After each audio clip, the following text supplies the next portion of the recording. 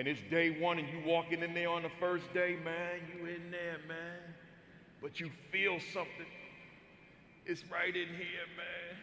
And it's screaming, and it's yelling, and it's saying, release me. And it's saying, I am the number one determinant of the success or failure of my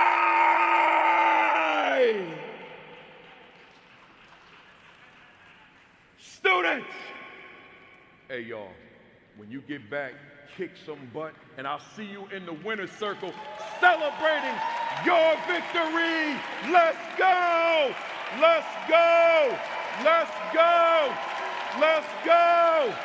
Let's go! Let's go! You got this! You got this! You got this! Thank you, everybody.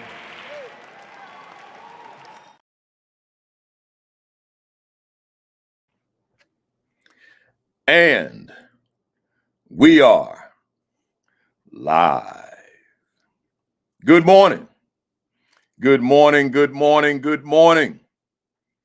Welcome to week 194 of the AP and New Principals Academy.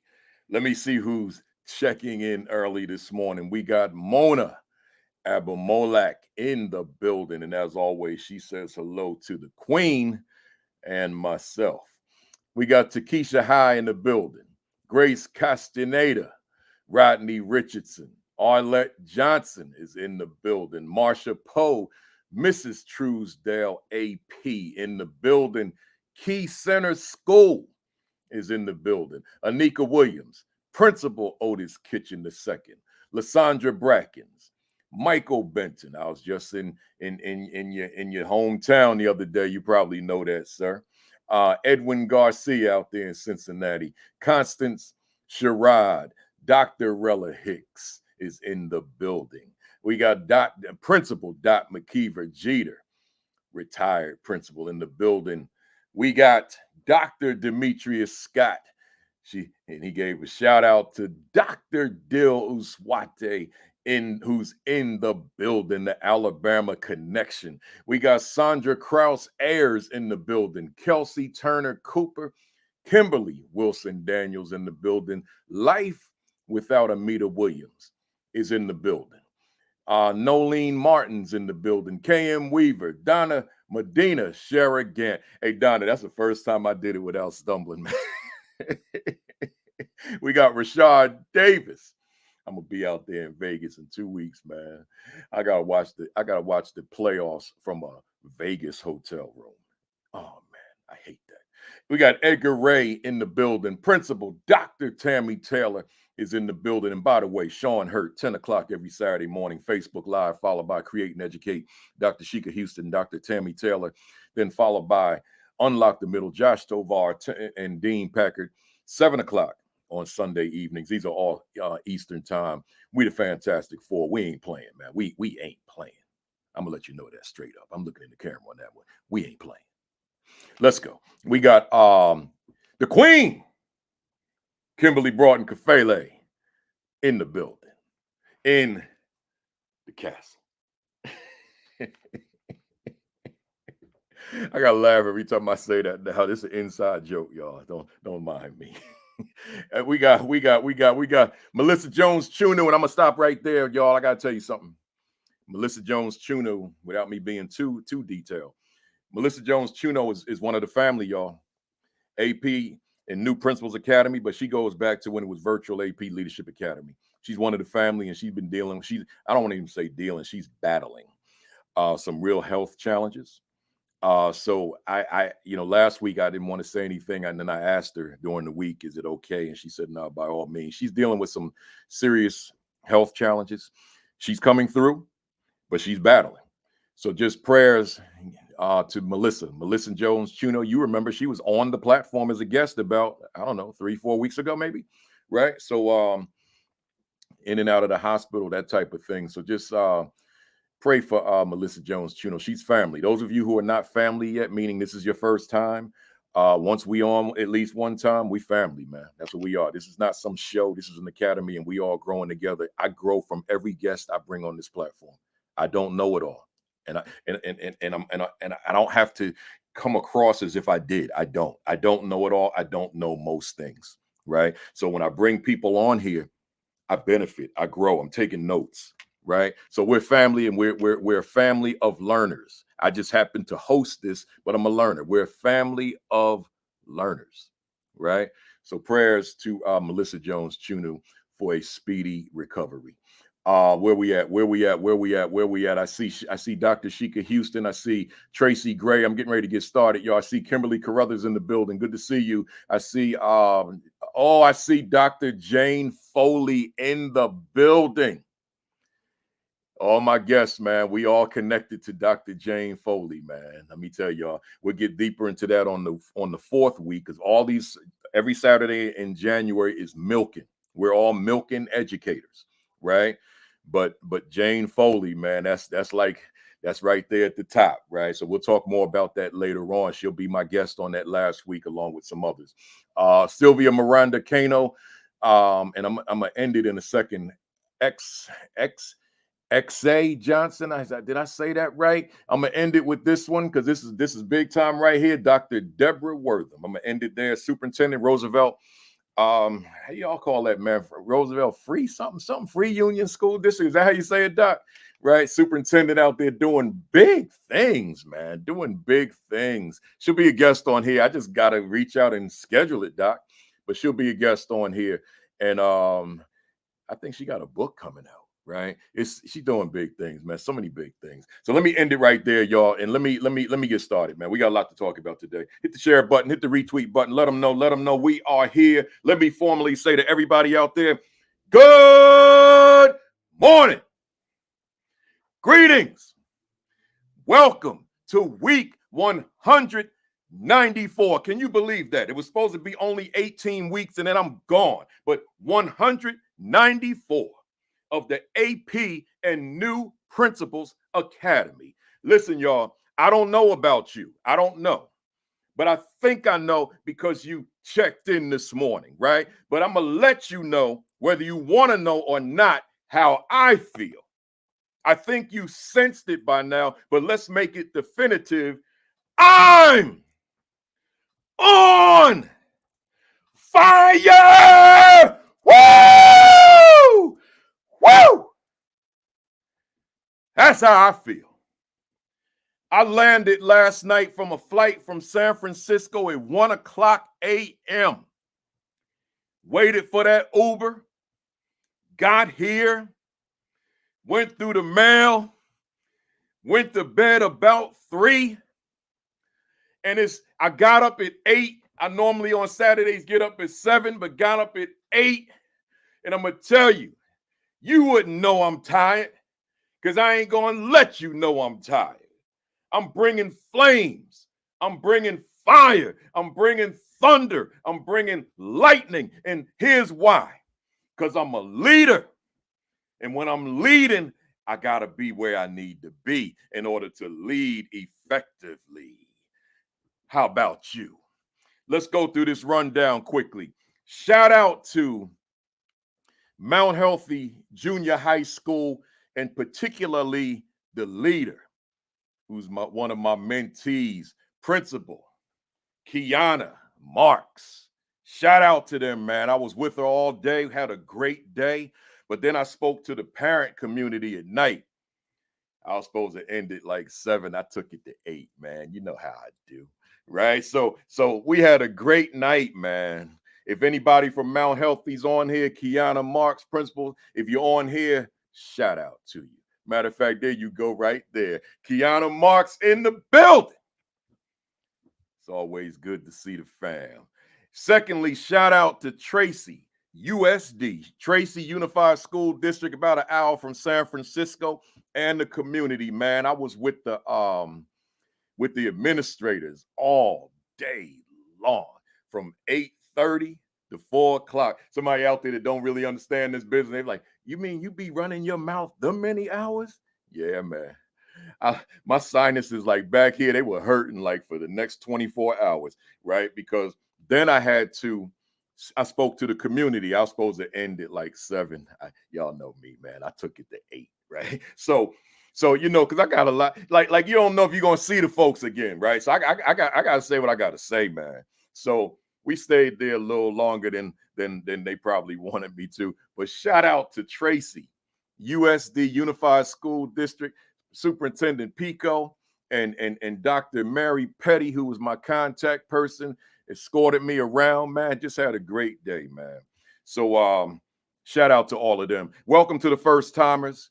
But if you're a first timer, that means you missed 193 sessions, right? Not shows, because I don't have a show. People say to me, how can I get on your show? I say, where is it? I ain't got one, right? I have an academy, right? So you missed 193 weeks, but the good thing is you can go to YouTube and you can binge watch all 193, including this one. They're all streamed live to YouTube. So we have people on YouTube right now watching from YouTube, as well as Twitter, Facebook, and LinkedIn, right? So that's where we are with that. But I also want to add, I added another component. I told you last week I got the shorts, but I didn't like the way I was doing that. So now I figured it out. The shorts are going to be once a week, Wednesday. I'm calling it the midweek fire. That's what it's called. Midweek fire. So it's going to be kind of upbeat, motivational, like it is when I come on and start. So I got 6 of them on there now, but they didn't have the midweek fire mentality, right? Because I didn't know. I had to figure it out, right? So now I got it.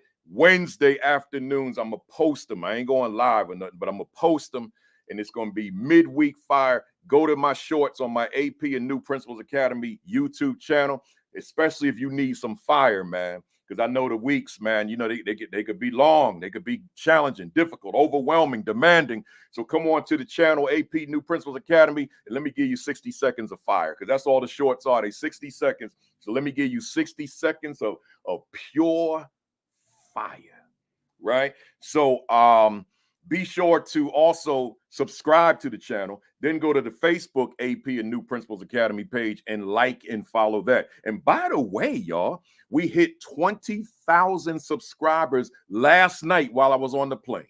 That's a lot of people, man. Like if I was like in the entertainment world, sports world, it would be a disappointment. But I'm in the school world, right? I ain't in that world. So in the school world, 20,000 subscribers is like big time. So I thank y'all for that, right? 20,000 subscribers, man. People would pay me money to get that page, man. So I appreciate y'all. Now y'all know my next goal, 25,000, man. I ain't playing. Sean Hurt, he ain't playing. Sheikah Houston, she ain't playing. Tammy Taylor, she ain't playing. Josh Tovar, he ain't playing. Dean Packard, he ain't playing. Fantastic Four, we ain't playing, y'all. We ain't playing. I appreciate all them. Congrats, y'all. Keep them subscribers coming. Some of y'all been with me since the beginning, and you forgot to hit that subscribe button, man. Hit that subscribe button. Next, I got to do this real quick. I know y'all saying, man, come on, get them guests up there. I got you. But I got to tell you, y'all brought this thing back to life. It was dying, man. This thing been in the Amazon top 100. No, it's been in the Amazon top 10 lately, right? So the Aspiring Principal 50, I wrote it in 2019. It's still relevant. The Assistant Principal 50, man. Come on, y'all. If you don't have, y'all been keeping this one in the top 10 too. So make sure you get this copy if you don't have it. The Assistant Principal 50, y'all ain't been giving this one the same love, man. I don't know what it is. But I had to call ASCD, the marketing department, like, yo, we got to step up our game on this one, man. Right? This need to be in that top 10 too. The Principal 50, that's a perennial joint, right? If you don't have it, and the Equity and Social Justice Education 50, this is not a leadership book, but y'all, too many of us are afraid of this word equity. Them shorts videos I got, they all doing well except the one that's called equity. They see the word on the top. They won't even listen to it, man. Right? I mean, it's got views, but it's the lowest views. It says something like equity is you can't be afraid of equity or something like that, right? That's it. So they want like 60 seconds of your life. You that afraid of the word equity, you won't even hit the button and give up 60 seconds of your life to see if it's something that your students can benefit from? Are you kidding me? So That's that. Last thing before I go, then I got to do my monologue. I'm gonna make it quick. The School Leadership Institute with Principal Kafele. Y'all been asking me about that. I finally got the link. The page is all ready, but I didn't post it yet. We're gonna be in Houston, Texas, July 9, July 10, 2 big days, 9 to 4, right? Where we just talking leadership, man. I want y'all to come to Houston. So I'll put the link up. I'll post it. I'm not going to post it today because I ain't competing with no football games, right? So I'll post it early tomorrow morning, right? But I'll put the link on my website later today, and then we can start registering so we can come down and be together in person in Houston, Texas, July 9 and 10, 2 big days. If you can only come one, come to one, right? But I'd like to see you there for two. I haven't come up with my topic yet. I'm playing with some things, but I'll have that soon. But you know what? Whatever it is going to be fire. Whatever it is going to be relevant. So register, and we'll deal with that. All right, that's let me do my monologue real quick. I wrote something and then I changed my mind this morning. Folks are off next coming up. Folks are off from school for King Day, right? And as I say every year, and I'm gonna continue to say every year, Dr. King's birthday. Matter of fact, let me bring it down.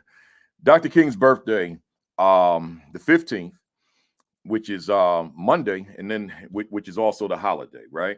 So there's a zillion books out on Dr. King's life. There's a whole lot of misinformation on Dr. King's life. There's a whole lot of things that people want to exploit negatively about Dr. King's life. But you know, I don't get caught up in the weeds. I really don't. But those books that were written about King, they're good. But you know something, y'all? Hear me well. I say this every year on this platform. What you really need to read first, or what you really need to read next, are the books that he wrote. So let me just give you these real quick. Here's the first one. Stride Toward Freedom. This is a newer edition because I lost the original that I bought back in the 80s. But Stride Toward Freedom. This is the Montgomery story, right? Then he followed it up with Why We Can't Wait, another one that I misplaced. So this is the newer one. Cover, same book. Why We Can't Wait, and this is pretty much the Birmingham story, that period. Then he followed it up right before his assassination. Where do we go from here? Chaos or community? He wrote this in Jamaica, Ocho Rios, Jamaica. And then there's another one that it's not really a book he sat down and penned. This is a compilation of sermons, Strength to Love, that he delivered in various churches. So these four, yes, read the biographies, read the accounts, read the stories, all that stuff, but make sure that you read what he said, right? That matters. And sometimes that gets lost. We'll read this biographer wrote this biographer wrote that, this article was written, but read what was on the man's mind, because this book here, Where Do We Go From Here? Oh man. There's so much there. I told my guests I wasn't going to go on no rant. I was getting ready to read y'all something. I'm not going to do it, right? Another time. I'll do it next week. I was going to read you a passage as it relates to education, right? Because we don't hear Dr. King's education thoughts a lot. We hear the civil rights commentary, the political, the economic, the social, but we don't necessarily hear the education. But it's in here, right? I use it in workshops and keynotes, right? So next week I'll read a couple of excerpts and we'll do that. Hey y'all, I got Milken fam here today, and that's where I'm ready to go. So let me bring up the fam here. We got 1, 2, we got 3, we got 4. We got the whole family in the building. Good morning, fam. Good morning. Good morning. Good to see you. Good to see you, and glad to be with you this morning. Folks that do not know what Milken is, the short version, the condensed, tiny version is you're minding your business, just doing your job at the highest level that you can possibly do it. And then one day, out of the blue, there's an assembly called, and you just go to the assembly, like any other assembly. You go to the assembly, and then somebody speaks. Sometimes it's the commissioner of education. Sometimes it's a politician. Sometimes it's the governor of your state. And then so the program's going, you trying to figure out why we're in the room. And then next thing, a guy comes up, sometimes, many times, a guy comes up by the name of Lowell Milken. And you still sitting there like, okay, what's going on? And then he or Jane Foley or others, Stephanie Bishop or others, they'll say, and we're going to award a teacher today. And then they start off with this amount of money, and they say for about $2,500. And then they add a zero. They say, no, actually $25,000. And you sitting there like, what? Wonder who that's gonna be. And then all of a sudden it's you, right? And it's like, huh? So there's like 3,000 of us. Is that the right number? Like 3,000 of us now, because this started in the 80s, and they recognize approximately 50 of the best educators in America. But you can't apply for it. That's the thing that's weird about it. You can't apply for it. You're just sitting there minding your business. Somehow they found you. They found me in Newark, New Jersey, right? I'd never heard of the Milken Award. So they found me, and hence here I am. I've been a Milken recipient since December 1st, 2009. So I showed you this video last week. I'm going to show you again because I know there are people who are on here that were not on here last week. So I just want to give you a sense of what that looks like. So bear with me for a couple of minutes, y'all. I breathe it, I sleep it, I eat it. It's my entire life.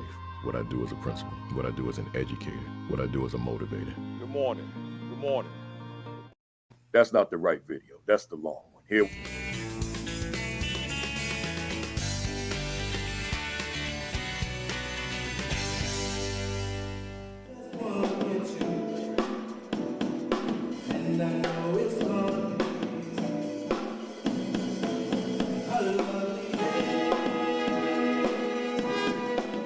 There are lots of jobs that people used to do that are now done through technology. And so as the demands of the workforce change, we need to make sure that the education that all of you receive prepare you to be successful in that 21st century workforce. When I was in public school, and it was a few years ago, I was very fortunate to have many outstanding teachers. They prepared me well to take advantage of life's opportunities.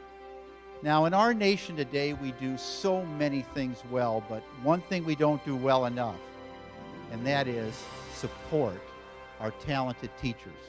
We need to find new and creative ways to offer more powerful career opportunities for educators. We need to make the pay equal to the importance of the job.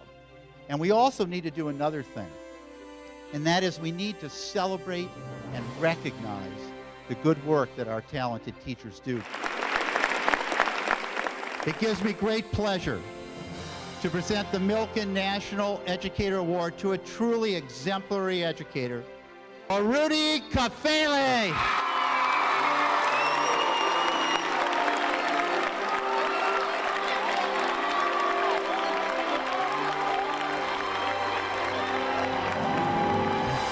Principal Kafele cares about these young people, and I see all the hard work that he puts in and how he inspires the educators to do their job. We have champions all over this city, from the North Ward to the South, East to West, and in the Central. And today we celebrate one of the heroes of our hometown. I give him my thanks, I give him my gratitude, I give him my love. One more thank you to our great principal. I'm proud to be the principal of this school. It is a blessing to be principal. I am blessed to receive this award. And again, Mr. Milken, I thank you from the bottom of my heart.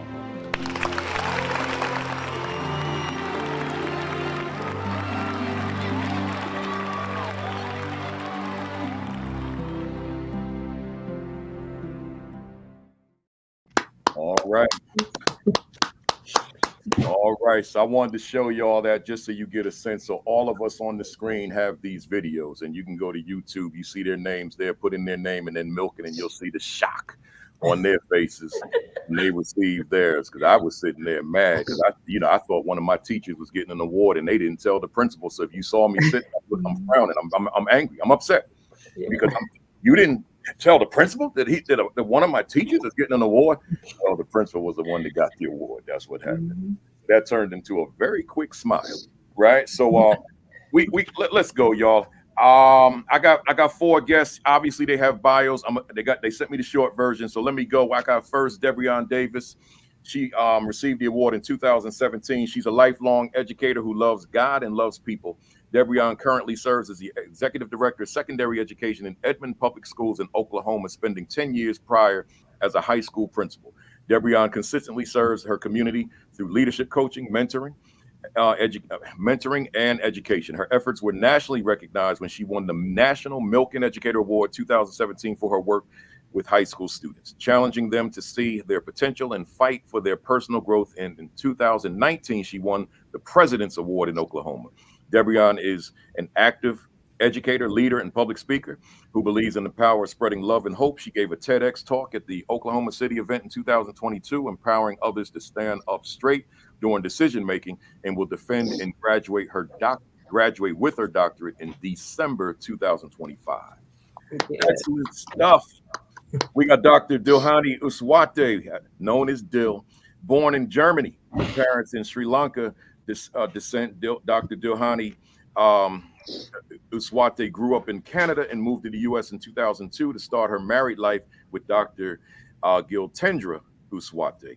They have 2 precious sons, Suman, 19, Aisel, I hope I did that right, 17. With 28 years of teaching experience in Canada and the U.S. across elementary, middle, and high schools, Dil has taught math and science courses and been an administrator. For the past 10 years, she's been a principal of Rocky Ridge Elementary in Hoover, Alabama. Her passion for education has led to several recognitions, including winning the National Milken Educator Award, National Distinguished Principal Award, Alabama Educator Leader of the Year Award, and the Alabama Teacher Hall of Fame Award. From presenting at state and national conferences to being appointed by Secretary Cardona to serve as U.S. Secretary Cardona to serve on the National Assessment Governing Board, Dil truly enjoys working and dreaming with others to build a better future for our children. In Sanskrit, Dilhani means winner of hearts. Her goal in life is to live up to this name and share her personal motto: take the time to inspire and be inspired in order to improve education and the well-being of all. Next, Jada Puglisi. 2016 is when she earned the Milken Award, has over 15 years of experience in education. She was a recipient of the 2016 Milken Educator Award in Pennsylvania, the 2018 National Science Teachers Association, NSTA Sylvia Shrug, I guess it is, awardee, 2019 finalist for the Pennsylvania Teacher of the Year, 2021 Philadelphia Academy of School Leaders Performance Partner, a 2022 Lowell Milken Center for Unsung Heroes Fellow, and a 2023 Artifact Ambassador.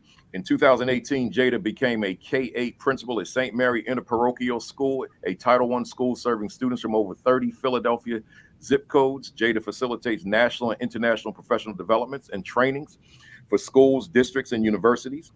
She is profoundly hearing impaired. Let me say that again. She's profoundly hearing impaired and wears bilateral hearing aids, relates well to students with disabilities, and teaches compassion, empathy, and understanding through her leadership. She is the first in her family to graduate from high school and earn a college degree, graduating with a BA in special education, elementary education, and MED in TESOL and literacy, and is a current doctoral candidate in educational leadership and administration. And we got one more. Megan Lefevers received both the North Carolina Teaching Fellows and North Carolina Principal Fellow scholarships. Ms. Lefevers attended Appalachian State University, where she earned a Bachelor of Science degree in elementary education and earned a master's degree in school administration at the University of North Carolina, Charlotte. She began her career as a middle school math teacher at WC. Somebody knew, because something's coming through. Okay, there we go. At the WC Friday Middle School, she transitioned into an administrative role in 2013.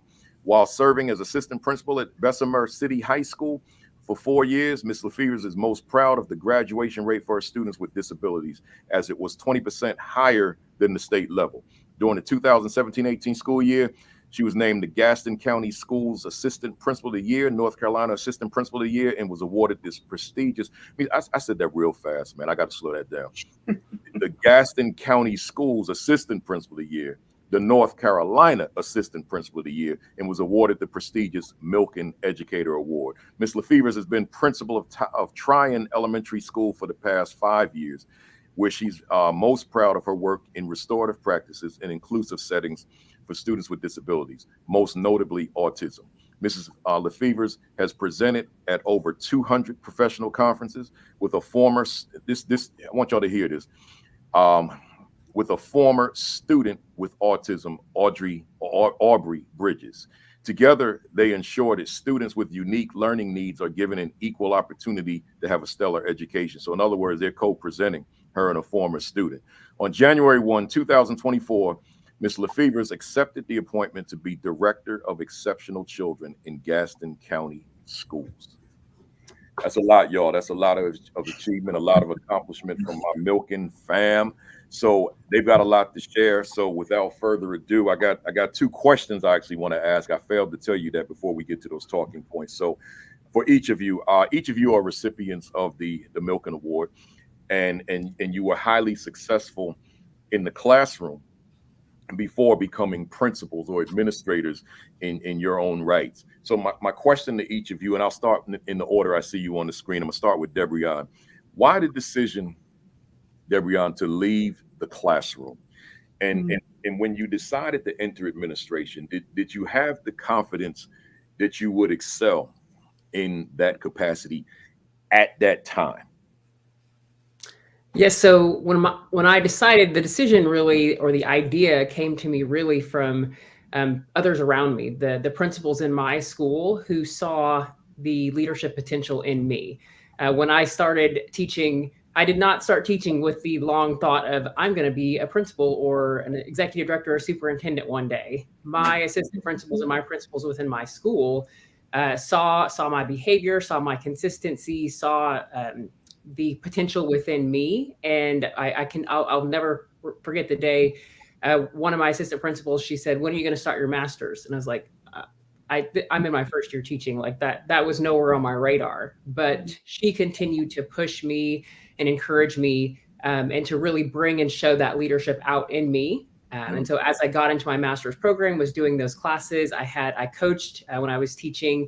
I led the student council in the school. And so I had a lot of leadership responsibility within the school and got to see the inner workings of systems work, right? And when we get into administration and how that could have an impact on the lives of our students and community. And so this that really was what pushed me. And I love leadership. Leadership is my passion. And when I started teaching, that just really got to draw that out. I love it. And it's certainly my passion too. In fact, as a presenter, I probably spend 95% of my time talking leadership, whereas in the old days, it was about 100% of my time talking classroom, but it's my passion as well. Let me go the same question to Megan. Do I need to restate it, Megan? Why? Okay.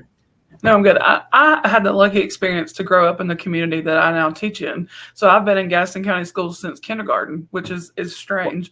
So I have a really large network there. But one individual really showed me as a teacher, as a recent college graduate. He was my first boss. Then he hired me again as an AP, and his name is Mr. Montgomery. And he just was kind of my champion in the background who said, "You can do this. This is hard, but you have all the skills that you need." And then I met Aubrey my last year as a teacher. And I thought, I want Aubrey's story to stop being the exception and to start being the norm. So that's really what catapulted me out of the classroom. I do have to say that 2 of my amazing students are on right now. So shout out to my friend Sawyer and my friend Jameson, who are watching from Tryon Elementary. I love it. I love it. Jay, the same question. So when I made the decision to become a principal, I did not feel ready. I did not want to leave the classroom. It was a very difficult decision that I had with many of my mentors. But sometimes when an opportunity comes, you can't help but take a really good opportunity. I am a principal in Philadelphia, and I'm serving the school that served me. I am the principal of my own elementary school that I attended. And at the time, I was working in the school district of Philadelphia, and I really enjoyed my job. I enjoyed teaching, and I did not feel ready to step off the cliff and move on to leadership. But I knew this opportunity was meant for me.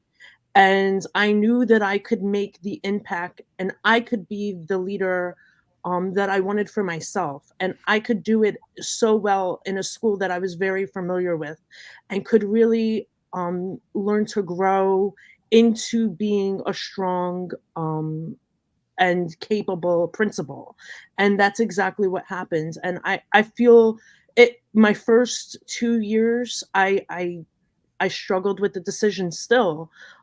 But now, as I'm in my 6th year and I just led my school to receive a 2023 National Blue Ribbon, I know that my impact is felt. Like I see it. And that is exactly what leadership is eventually, even if you don't feel ready, sometimes you're that person that needs to make the change and make that impact on your organization. Love it, and congratulations. Wow, you all, the four of you are doing big things. Dill, let's start. Same question. Well, when I started to even think about being an administrator, I shut down the idea, to be honest with you, because I loved being a teacher.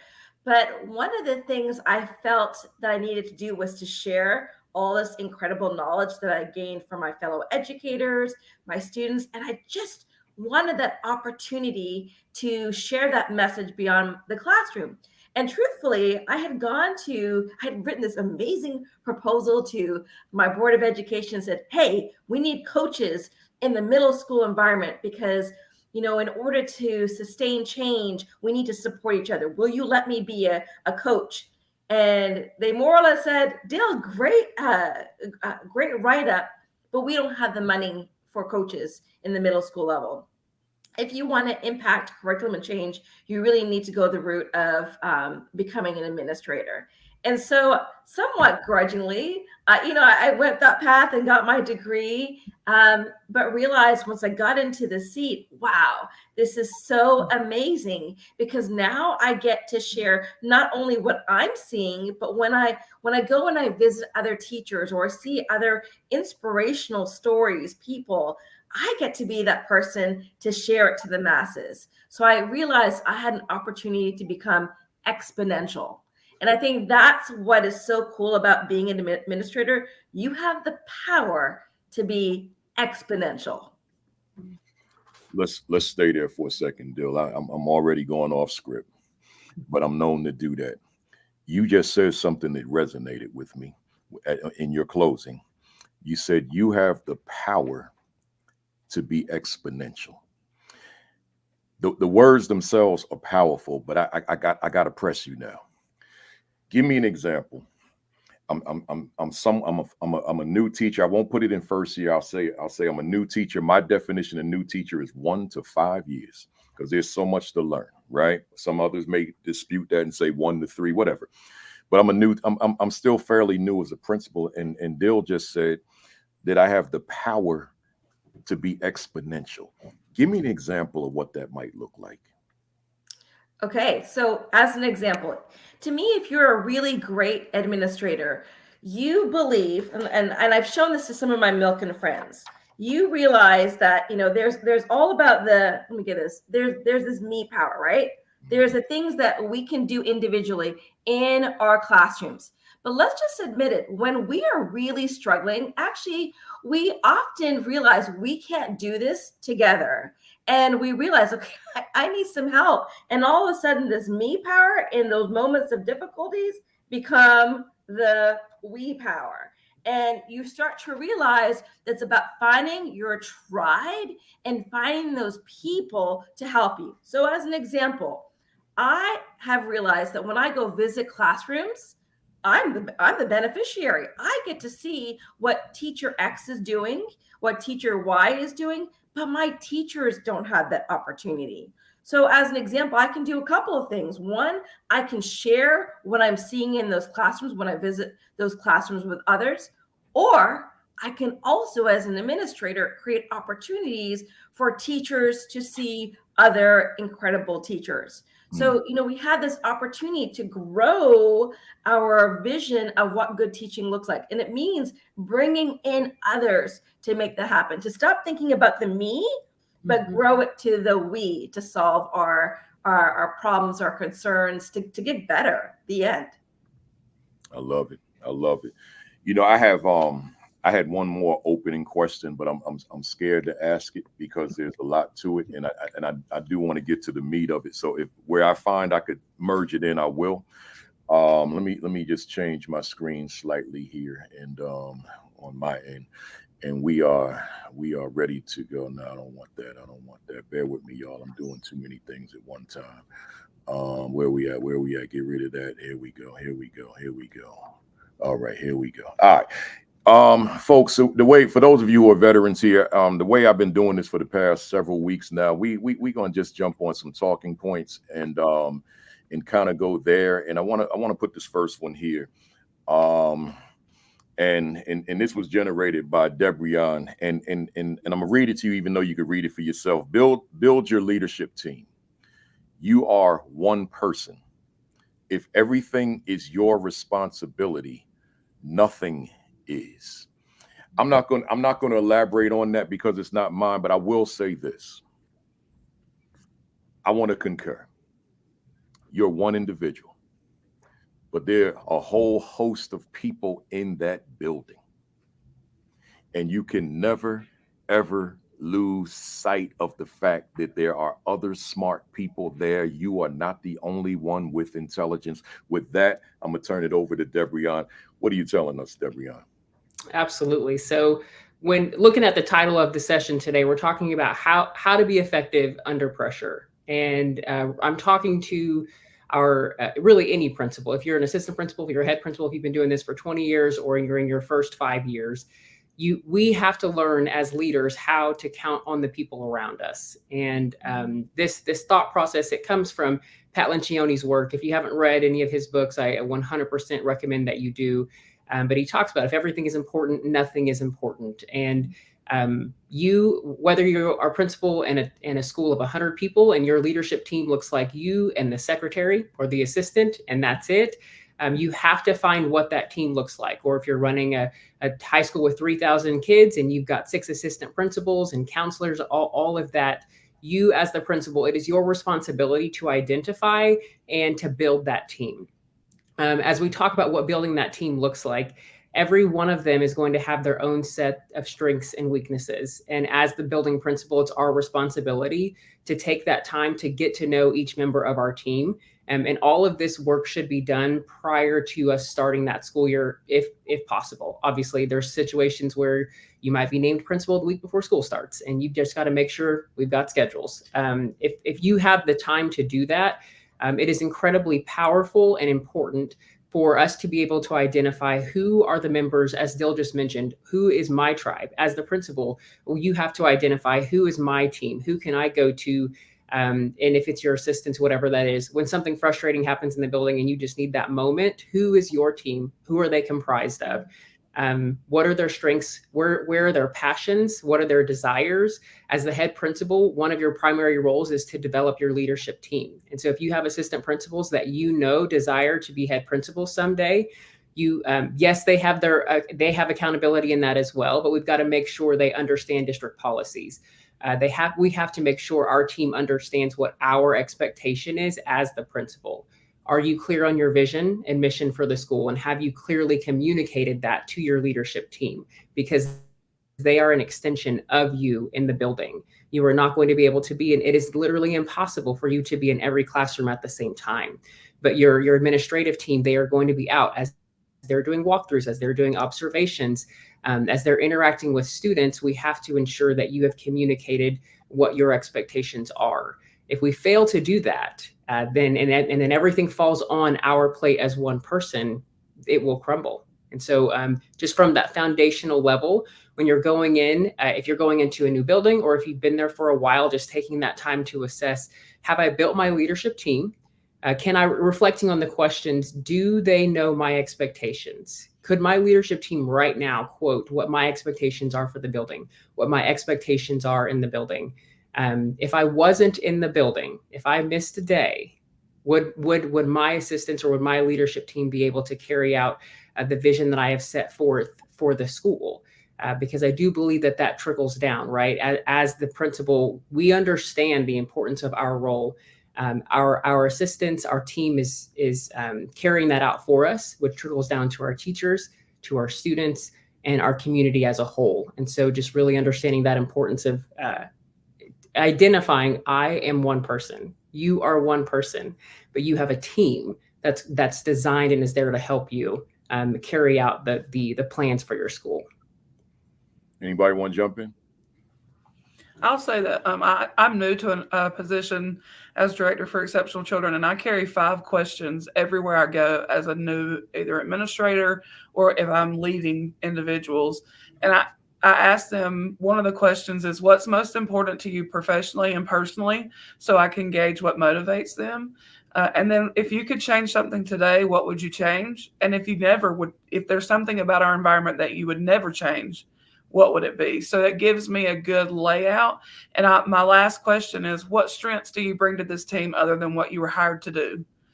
Because then it helps me to understand where their confidence lies.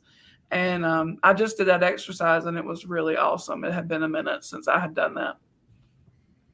Good stuff. Good stuff. Anybody else? Don't feel pressured. Let me say this much. You said something. You were talking about Debrion. If you're absent, whether it be a day or whatever, will that be? And I'm paraphrasing. With the whole operation breakdown, the true measure, as you were saying, is, does that school function in your absence? And as I'm known to say, and even did one of them shorts on it the other day, when I walk into a building, I want to be able to see the leadership without having to see the leader, right? I don't need the leader standing next to me to be able to see the leadership in the classrooms, in the hallways, in the cafeteria, in the wherever there's space in that building. That leadership is the true measure of whether or not that school is being led. I love everything you just said. Anybody else want to jump in there? If not, I'm gonna move on to the next one, because we got a whole lot, y'all. Hey, for the fam out there watching, viewing with us, I failed to mention the title. I know it's on whatever platform you're watching, but let me just say it: handling the enormous pressure to be effective from day one. So you all know this, those of you who are in leadership, those of you who are not yet, you'll find out from that first day on. Yeah, they know you're new, and yeah, they'll probably give you some level of grace, but there is expectation that you're going to perform, because school is still in session. Children are still in classrooms. So there's a whole support that hopefully that central office is going to be able to provide for you in order for you to be successful, or at least increase the probability that you will be. So that matters. But let me go to this second one, and this is Megan, and I'm gonna read it first. Systems. That's a word we hear a lot in leadership. Systems are key in running an intentional school. Many antiquated systems need to be interrupted, but cautious of how your decisions in new systems impact all stakeholders. What are you saying to us? So I'm saying that without systems, you can never be anything more than a manager. You might be a really great manager, but unfortunately, the principal role today is not just management. But the principal role today, and what it has always been, in my opinion, is to be transformative. So by putting some systems in place, you can make sure, to bounce off what Debrion just said, that you're spending your time in what truly matters.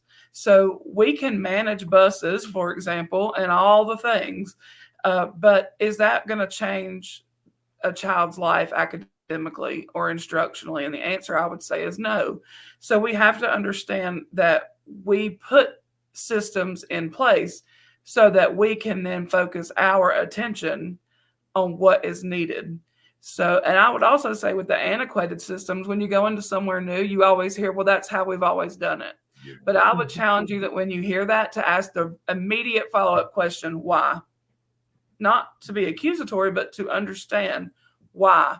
And most of the time they'll say, I don't know. We've just always done that. Yeah. And so then you can start to build those conversations around, I'll give you a perfect example. One of the schools I went into, EC students that were in a separate setting never got to be on honor roll. And so I asked, are they passing their curriculum? Yeah. So why are they not on honor roll? Because we've never done that before. So we had to interrupt that system so that they understood that they were also mastering their curriculum as it is written. So I think when you look at those systems, it allows you as the principal to decide and really focus on what are your key priorities for your school and how can we move forward. You know, I love it, and I'm thinking, I'm always thinking about, Megan, who's on the other side of this camera, whether it be the live audience or the folks that watch the video, which is the bulk of the people that watch it, the video. So I'm always considering them. I'm always thinking about them. So right now, in listening to you, I'm thinking about the aspiring leader who's right now in a classroom teaching, going to grad school. And we know that grad school is limited in terms of the totality of what a leader is going to be exposed to once they get into that chair, right? So with that said, can you give us an example, just anything, of a system as opposed, because see, everyone hears the word systems. We got to have systems in place, right? But that teacher may not be thinking on that level yet.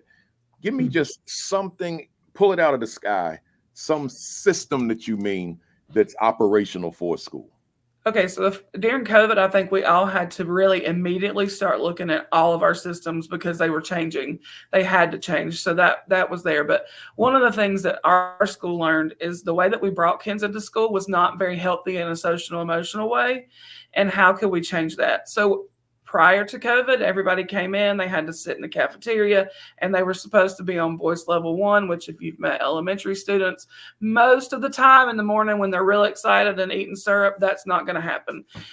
So then it turned into, okay, Susie, be quiet. And so we were automatically starting our day and priming their pump with some not so lovely interactions because it was correcting the behavior. So what we decided to do is to move breakfast to the classroom.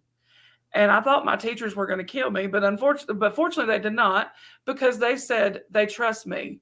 So from the minute they got off the bus, they were interfaced with an adult in that building who they knew, loved, and trusted.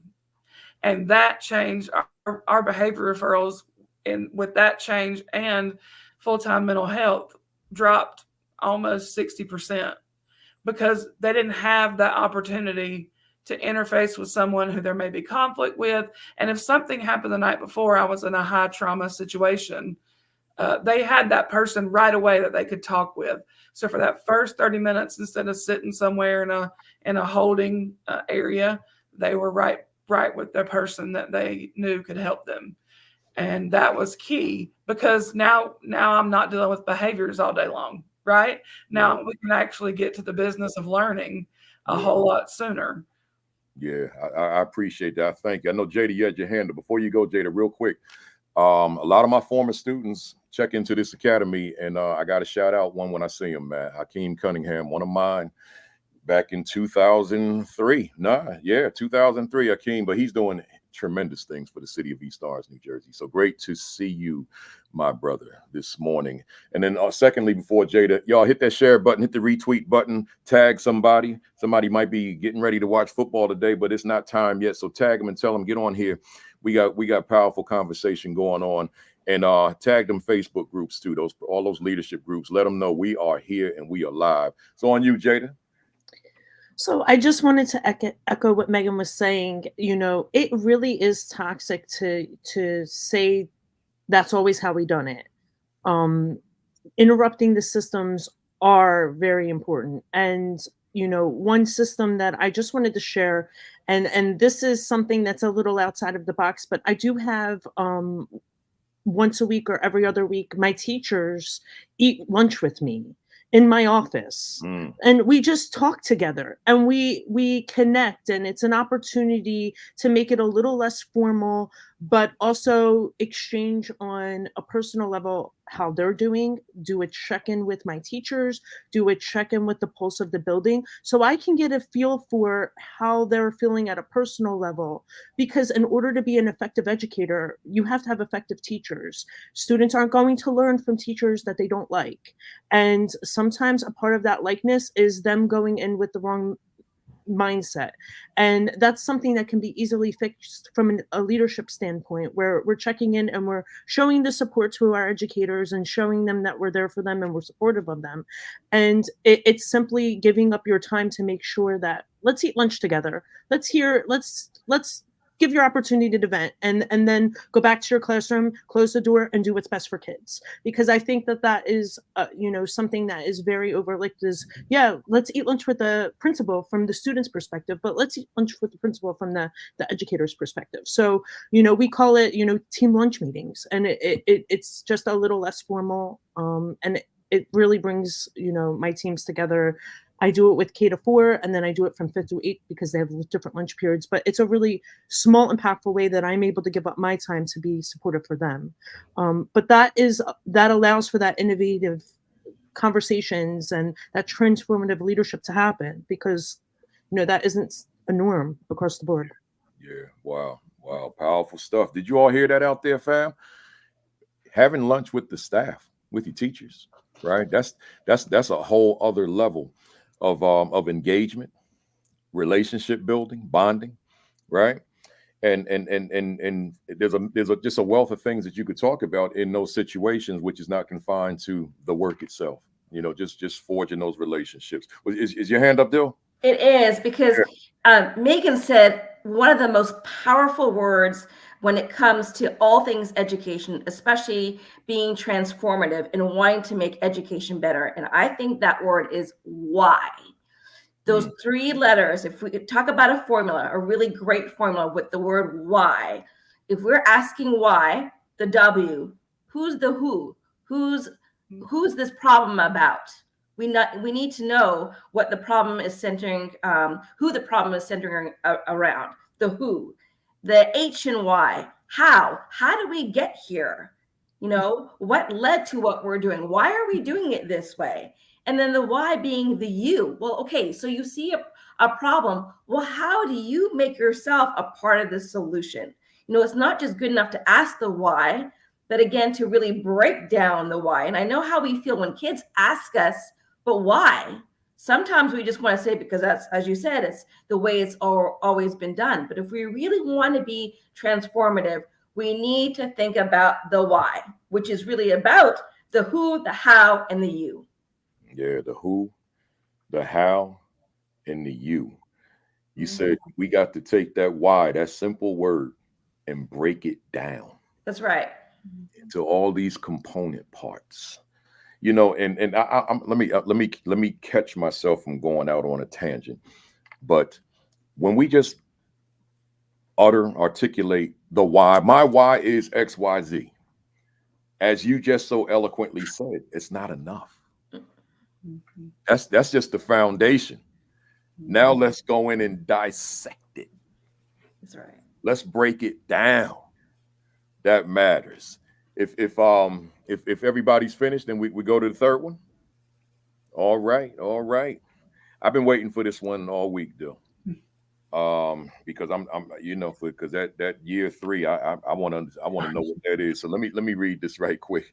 The first 3 years are very important with different foci. The rhyme is this: year 1, relationships and fun. Year 2, find you. Year 3, are you a tree? It's all yours. All right, here we go. So I will tell you this. I almost stopped being a principal in year 3.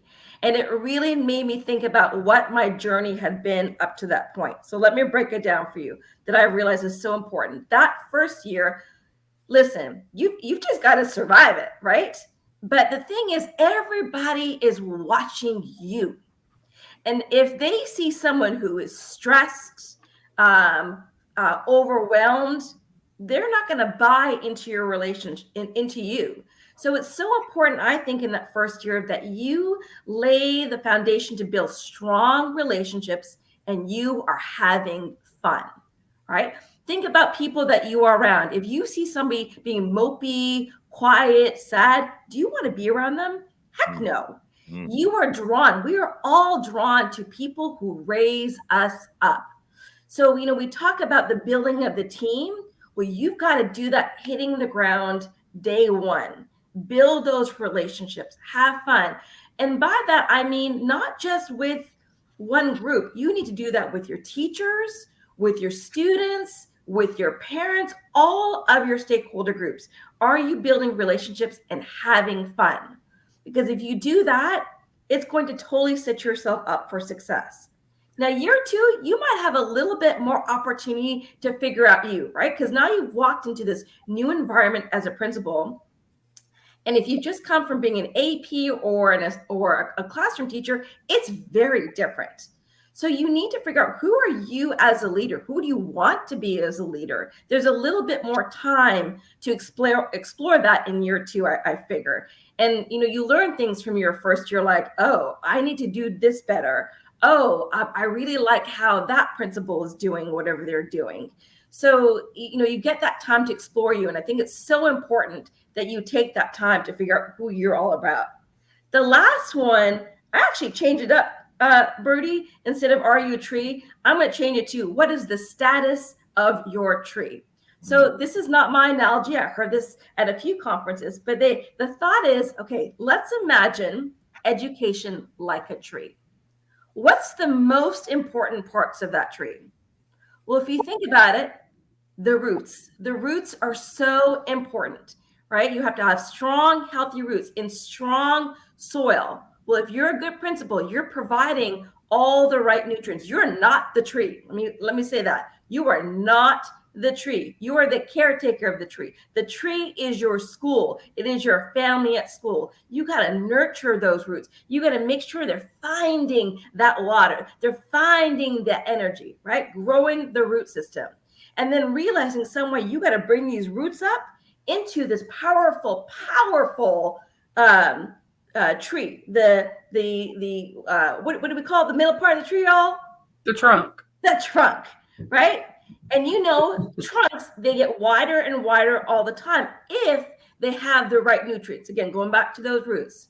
Well, you need to bring all your people together to make the trunk of that tree get bigger and bigger over time. And those branches and those leaves, those are your people, friends. Those are your parents, they are your students. And sometimes we judge the quality of our tree by those leaves. Are they good and healthy? Are they big and strong? Are they dry and brittle, right? Well, that all goes back to, have you laid the roots?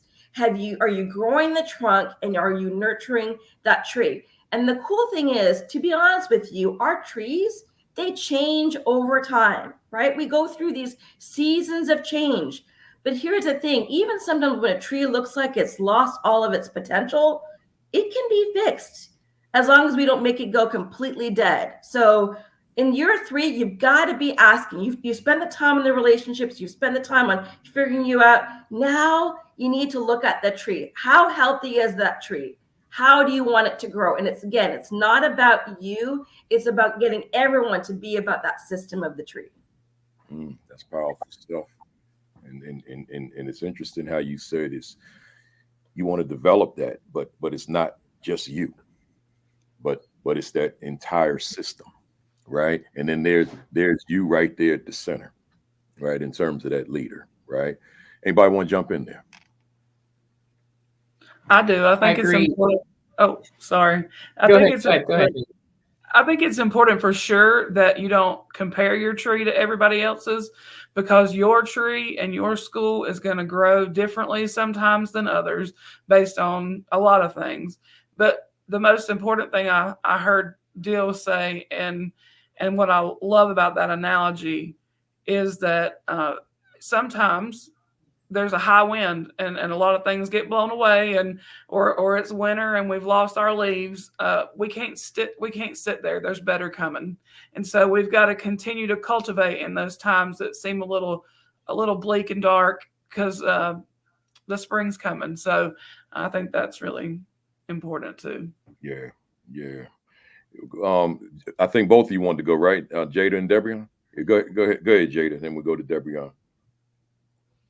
What I just wanted to add is that what Megan touched on is social media for principals can be incredibly powerful, but it can also be toxic when you're starting to compare what other schools are doing to what you're doing, and you're making yourself believe that you're not effective.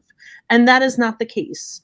It goes back to being self-reflective and caring about your own tree, and then looking at ideas, because that's all they are ideas. And at the end of the day, you do not know how their tree is truly functioning from the inside.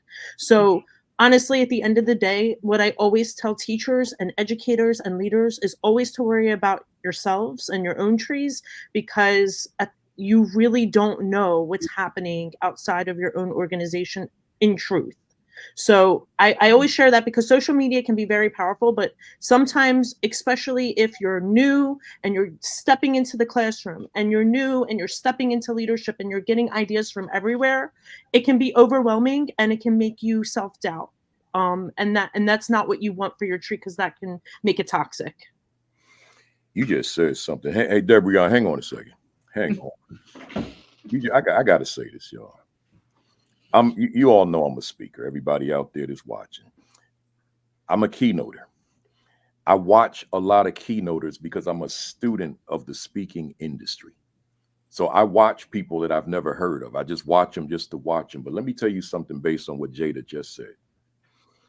If I watch other keynoters with a comparative eye, I'd lose my mind. I can't look, because some of these folks, they're like really exceptional, and others are here and others are down here somewhere. But if I started comparing myself to the others, and on the one hand allow my ego to inflate, or on the other hand allow them to bring me down, like I don't measure up. No, my comparison, and I'm just going on what you just said, Jada. My comparison is between me and this guy. The one I see in my mirror. As a principal, I know a zillion principals. My comparison was me and the one in the mirror in my principal's office. That's it. I'm not comparing myself to my colleagues ever. I will study them.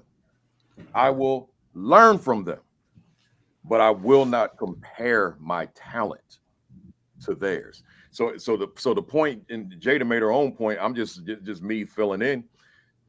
Don't be spoofed by what you see on social media. Oh, I'm not doing that, or I can't do that. No, don't do that.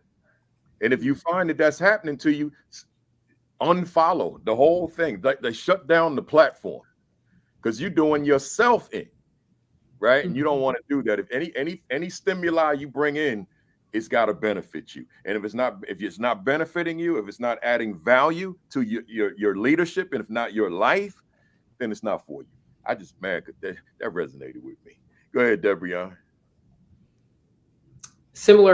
Very similar to what everyone just said. When we mentioned the leaves on the tree, I immediately thought of what Megan and Jade had both talked about with the outward perception. And then I, of course, immediately thought about an evergreen.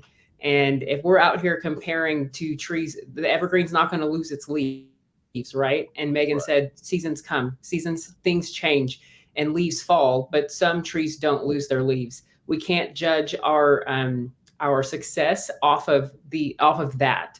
We could be dying, that tree could be dying on the inside, but it's still got this evergreen leaf, right? And we're comparing ourselves to that, which makes me again think of that, the internal systems that we have going on in our building.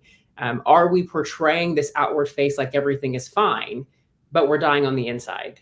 And just as leaders, making sure that we have that accountability built in to our systems, to our teams within our building, of I can edit a picture on Facebook and make it look amazing. I can take a 10-second clip and make it look like this is the best school ever. But the reality can be we're not serving kids. We're not doing best practice. We're not having our PLC meetings. No, there's no accountability for anything. But I can make it look like there is. And so to be careful of that, of exactly what everyone just said, to be careful of that comparison, but to also have that check of are we dying at the root, and have I really built a solid foundation? Love it, love it. Let me go to this next one. This is Jada. Do not make assumptions. Ask the clarifying questions and be intentional with your schedule to check in with key individuals regularly. Do not assume support is not needed. What are you saying to us? I'm saying this, and I'm going to be very real, which does not happen often on live. So at the very beginning of my principalship, I made a mistake. I have some really fantastic, wonderful educators in my building. And when I am handling the enormous pressure of transitioning into that leadership role for the very first time, I focused on the teachers that I felt needed the most support, and gave less support to the ones that I felt had it down and were doing a great job. And at the end of that school year, a teacher came up to me and said to me, Jada, I really would have liked more of your feedback throughout the year during their observation meeting. And I was like, yeah, you're right. I didn't go in your classroom as much as I had the other teachers. And I think that's because I saw that you had it together and I was giving support to the other teachers. So I say this, and it became a new practice for me after that. At very minimum, the rule of 5. I spend 5 minutes a day in 5 classrooms and 5 minutes having a long conversation with a teacher or staff member. At minimum, that means that 30 minutes of my day is automatically dedicated to my educators to ensure that I never miss out. I make sure that I mix it up constantly, and I intentionally put that on my calendar. If anyone were to look at my Google Calendar, they'd see that I have K-4 listed, or I have 5th through 8th listed, or I have specials listed, or I have check in with this teacher, check in with this teacher, check in with this teacher, to remind myself to spread myself out, that don't make the assumption that your support is not needed. They want the feedback, they want the support, because they want to be innovative educators. And in order to be an innovative educator, they need feedback, and you need to be giving them that support. Woo. I'm a hold off. Y'all, somebody want to jump in? I agree. I'll concur and share my first years as a principal. So I was a high school principal. School had about 2,600 kids. And I found, in reflecting on that first year, my teachers who were on the outside of the building, so on the exterior of the building, I never got into their classrooms. And for the most part, most of them were what we would call a veteran teacher. So they'd been in the school for 10, maybe 15 years. And there was that assumption, right, that, oh, they're good, they're fine. Like they've been here for a while. And so had a very similar moment of reflection after my first year of, I didn't get to know them, and appreciated that feedback of like, no, we would like to see you in our classroom. And had to be very intentional about getting to the extremities of the building. The campus is huge. It's a huge campus. And so I found my time was easier. It was easier to get to the classrooms that were more centrally located in the building, where the cafeteria, all of those things were. And so I had to be very intentional with getting to the exterior parts of the building where some of my veteran teachers were. And you are spot on with, don't make assumptions that they don't need you, because they do. Can I jump in real quick too? Absolutely. Jada brought up a really good point about her calendar. Let me just tell you this thing that happens in leadership. You come in and you have your list, right? I'm gonna get all these things done today. And if you're not extremely intentional about what you put on your calendar, you will look up at 2 o'clock and you have done nothing but put out fires all day long. You have done nothing proactive, and you have gotten sucked into your office and not been able to get out and build relationships. And I think probably the best professional development I've ever received was a lady who came in to talk to us about pull up your calendar. How much of your calendar is focused on your school improvement goals or your vision for your school's future? And most of us had, well, about 30%.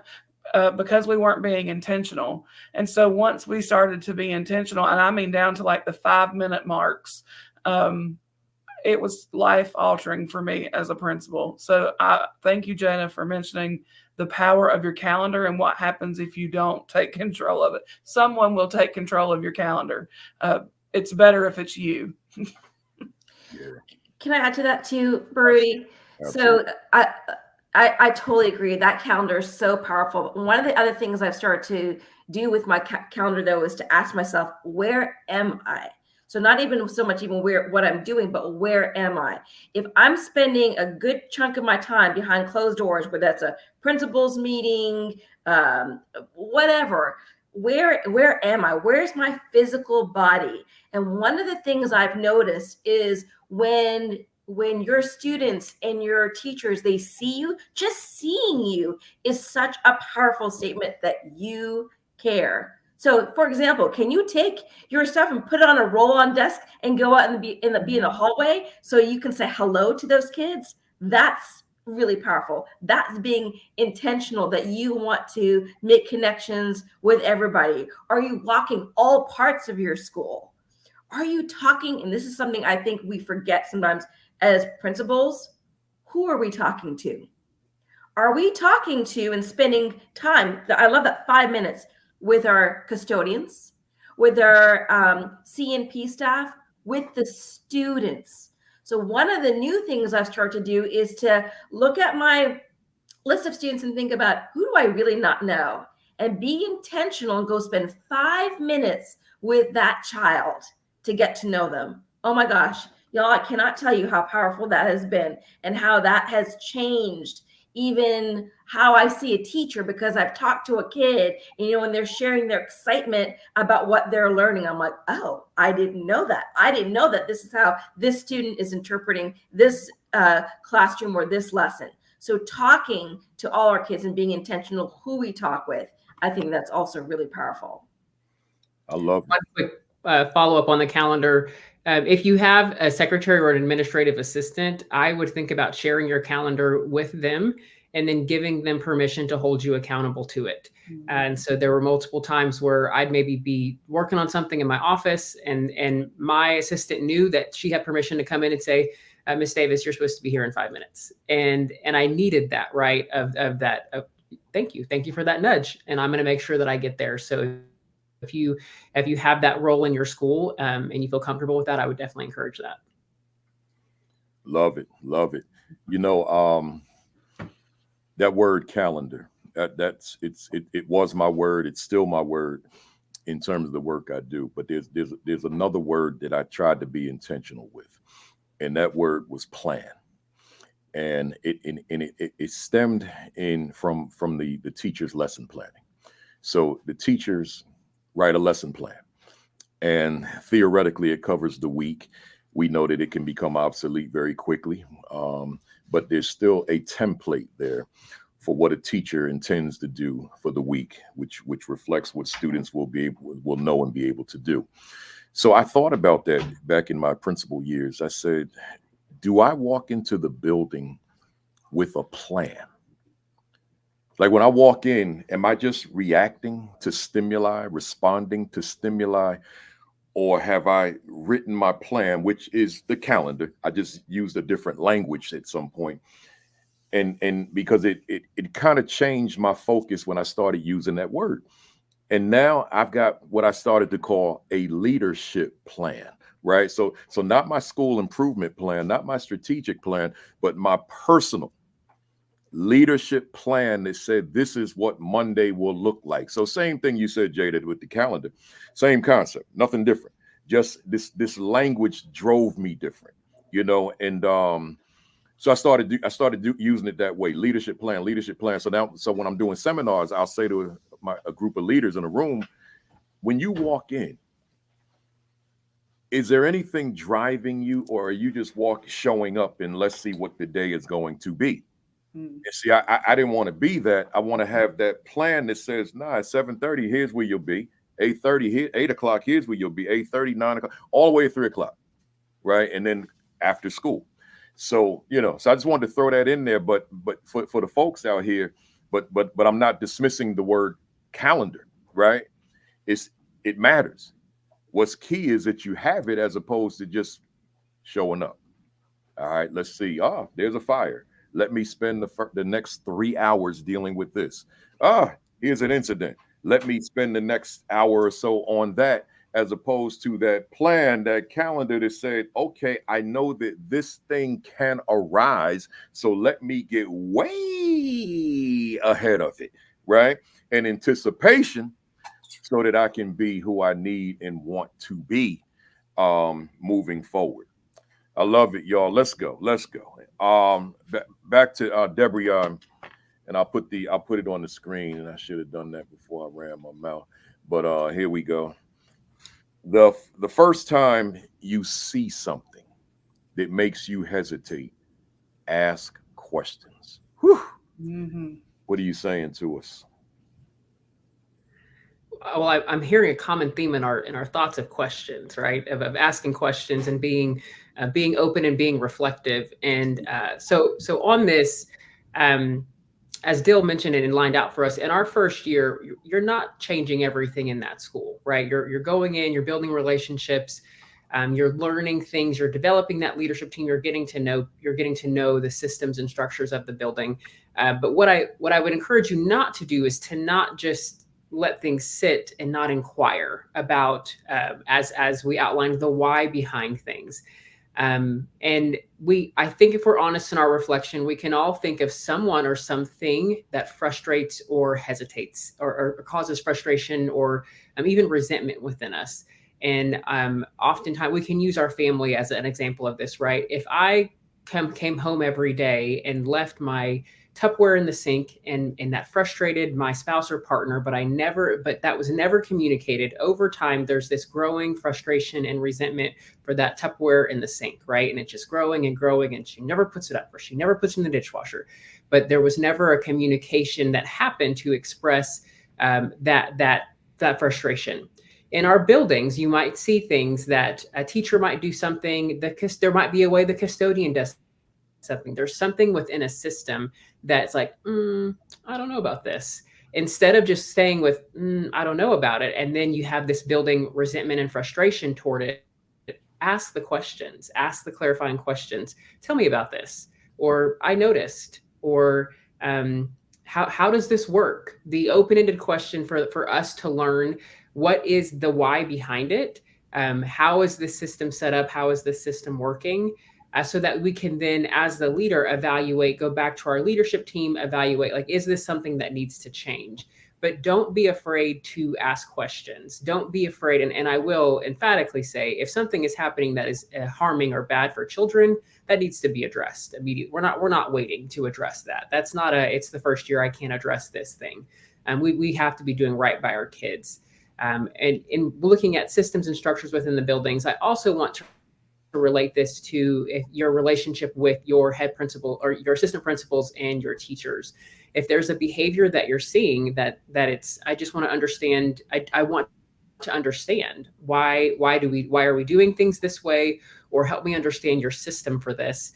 Don't be afraid to ask those questions to get to know. One of my motto in my school when I was a principal was, we will respect, honor, and seek to understand every student who walks through our doors. And this is where seek to understanding comes in.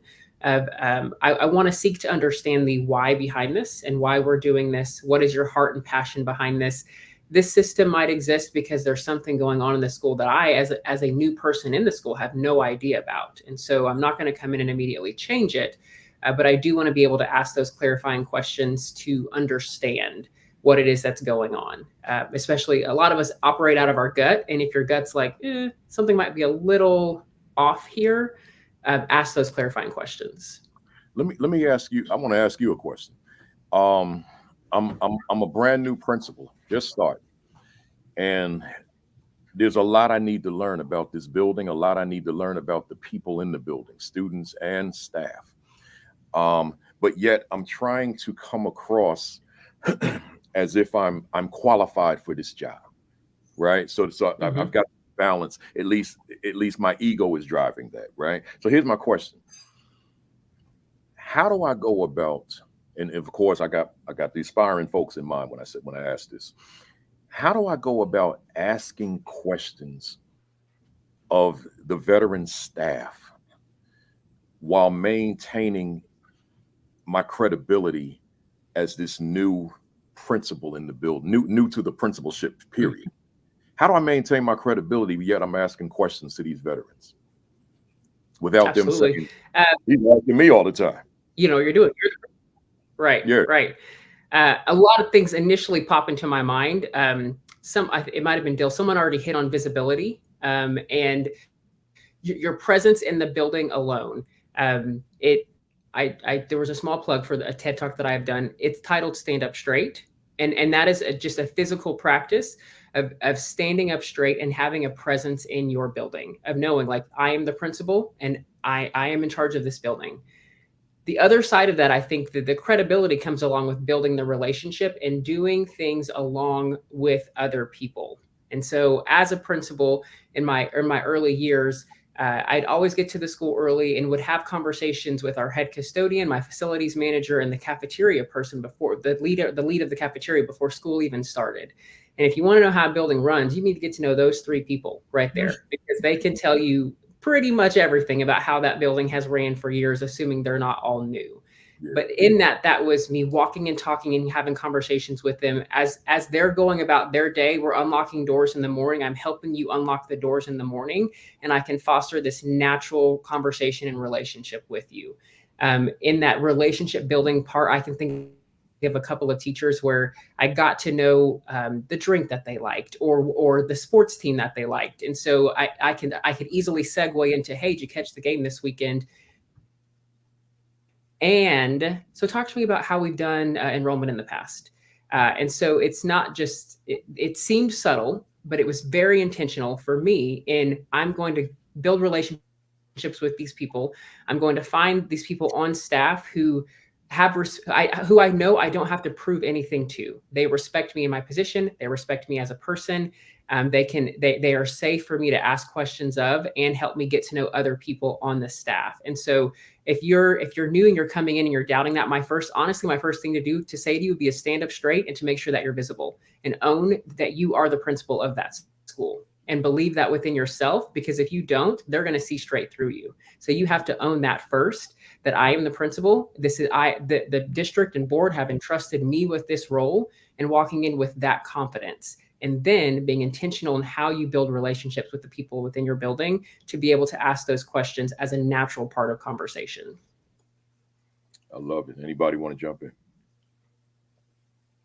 You know, it's interesting because Megan, who's up next, what she had to say, this talking point ties right into everything you just said in terms of responding to my question.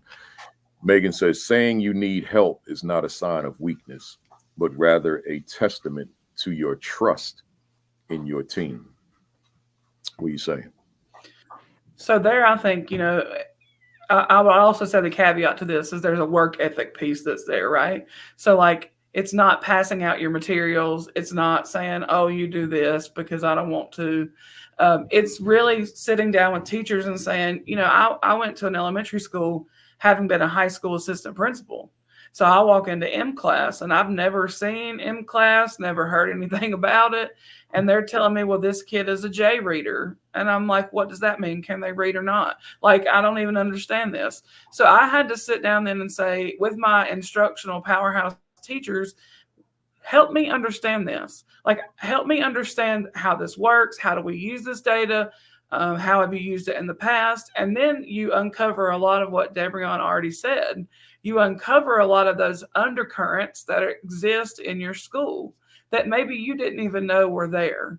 And I think when you learn the strengths of your people, I was with Ann Shaw Dr. Anashaw out of the University of South Carolina, I think, and she's a Milken winner, but she's big on strength-based coaching. And so I sat in her space and was able to just really learn from her.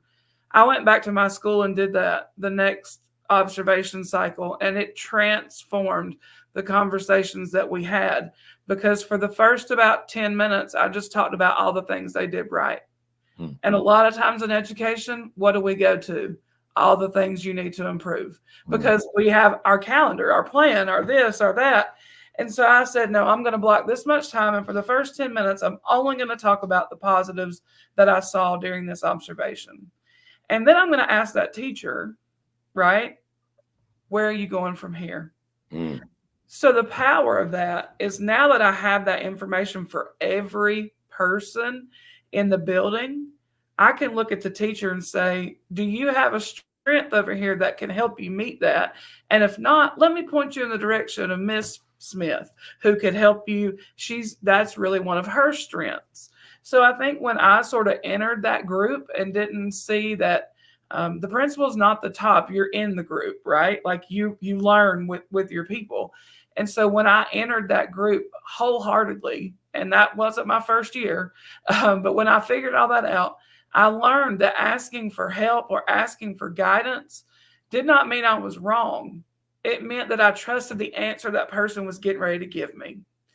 And sometimes I would even say to them, guys, I don't have the answer. So we're going to figure this out together. And some of the most beautiful things have happened in leadership because of that, because I chose to join them in their group versus try to dictate and lead their group, because that's not me in general, but joining into the conversation and seeing yourself as a learning partner with your teachers is huge. That's huge. And Dr. Houston asked if you're in North Carolina. And I am. Gaston County. Now, before anybody jumps in, I'm looking at you, the four of you on the camera, and I just noticed you're wearing your pins, and you made me feel guilty. So, folks that don't know, see, we also have these pins. Oh, wrong place. We got these pins here that we wear when we're together, and I just didn't think to put the power of the pin, Brody. The power of the pin. Man, That's right. My pin on. I hope Jane Foley's still out there. Jane, I got my pin. I forgot. You should have sent me a DM. Where are we at here? There we go. Anybody want to jump in?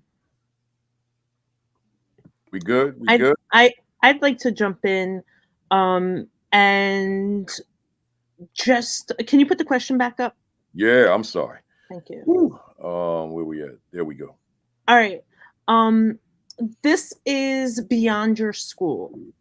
I think it is also important to have and build a network of people that you feel that you can rely on for unbiased support. Whether that's a network of other principals. I know Dill on the call. She has heard me cry many times to her. Megan on the call has heard me cry many times to her. Building a network of individuals who understand and can support you through your own leadership growth, whether that's a teacher, a mentor, colleagues in your school or outside of your organization, that is so important, because this work is difficult, but it's necessary, and it is and can be great work when you feel like you're well supported, and being on here and listening to us and engaging with us in the chat and then sharing that out with your own network. That's important, because that is what builds great educational institutions. And honestly, at the end of the day, we just want to know that we're doing a great job, you know, as leaders. And it's not a sign of weakness to ask for help, even if it's to your own network of colleagues. I love it. I love it. I love it. Anybody else want to jump in? If not, I'm gonna go on to the next one. And where we at here? We at Dill, number 7. And this is taking care of yourself is not a gift, it's essential. And take it from your brother who suffered a heart attack on things that were preventable. I know something about that. Yeah, you do. So I'm going to be real honest. I think I know many of us probably are women, and we have this. Not to say you don't, Baruti, but as women, sometimes I think it's like extra stressful, Yeah, no, especially if you're a mama, and so now you feel guilty, right? Because you've dedicated your life to taking care of 600 kids at school. But what about your own kids at home? What about your husband? What about your home? What about your community? And so you feel guilty when the focus is on you. But very recently, I realized, you know what? Nobody's going to look after you but you. And the question is, when you jump on board, you can do it when it's too late, or you can be proactive about it. And sometimes we do, we get signs. We're told, how do I put this? We go to the doctor, and all of a sudden they say those words, "You're pre-diabetic," and you go, "What the what?" What did you just say? And you realize, okay, this is a wake-up call. I need to take care of me. No one can control what I'm putting in my mouth. No one can control when I go outside for a walk. No one can control if I go to the gym and take care of me. That's all on me. So I realized the hard way that, it's not one, we should not feel guilty for taking care of ourselves. And truth be told, actually, we are probably letting down others if we don't focus on us, because we can't take care of others until we take care of us. We can't water that tree unless we're there to water that tree. And you can be taken out because you're so sick you miss school, or you can take care of yourself so that you can be at school and be that gardener and take care of the garden, the tree, and everything else. But we got to take care of ourselves first to be able to do that important work. And my advice is, don't wait till it's too late. That you have the heart attack, you go to the doctor and they say you're pre-diabetic or whatnot. Take care of you now. Make it a practice. One of the things that some of my Milken Educator friends and I have been doing is reading this book called Educator Bandwidth. And a big part of that book is learning how to take better care of ourselves and control that bandwidth. And one of the things that we've learned from that book is that to make anything happen and it becomes a true long-lasting practice, it takes 6 weeks. If you don't do something for 6 weeks, it's not likely to become habit. So choose one thing to make better for yourself. Mine was just drinking water. Drink the damn water. Okay? Drink the water. Take care of yourself. Just choose one thing to improve your health. That's right, Brody. Drink it up, my friend. I'm with you. I wish, I probably think about this every day. I wish I was in the shape that I am now back when I was a principal. I was younger as a principal, but I feel better now. I'm in good shape. I mean, I'm not in shape to compete with folks in some strenuous competitions, but because that's not the way I train. But I just feel good. And that's just from being on this treadmill for the past 8 years. And had I felt like this as a principal, I think I would have brought a higher level of vibrancy to my work. So what you said matters. Anybody else want to jump in on that one? We good. All right. We're gonna go to Jada, and let me just pull it up. Jade, I got half of it on the screen, but I got to read the rest because StreamYard wouldn't fit it all. So courageous conversations take, and I've been looking forward to this one since you sent it to me. Courageous conversations take practice. I want to pause it right there. I'm not going to give commentary. I just want to pause it right there because you said a lot just in that. Courageous conversations take practice. Just let that marinate, folks, because some of us want to dive in and wanted to be right that first time, but are necessary for the positive and transformative growth of your organization. And then I'm gonna read the rest. Aimed from my notes, aim to be a leader who asks the hard questions. listens to the criticisms, reflects, and moves forward with solutions. That's a whole chapter of a book, Jada. It is, but necessary, because it's the one part of leadership that I call the darker part, because it's very easy to avoid having those courageous and necessary conversations and bringing them to light.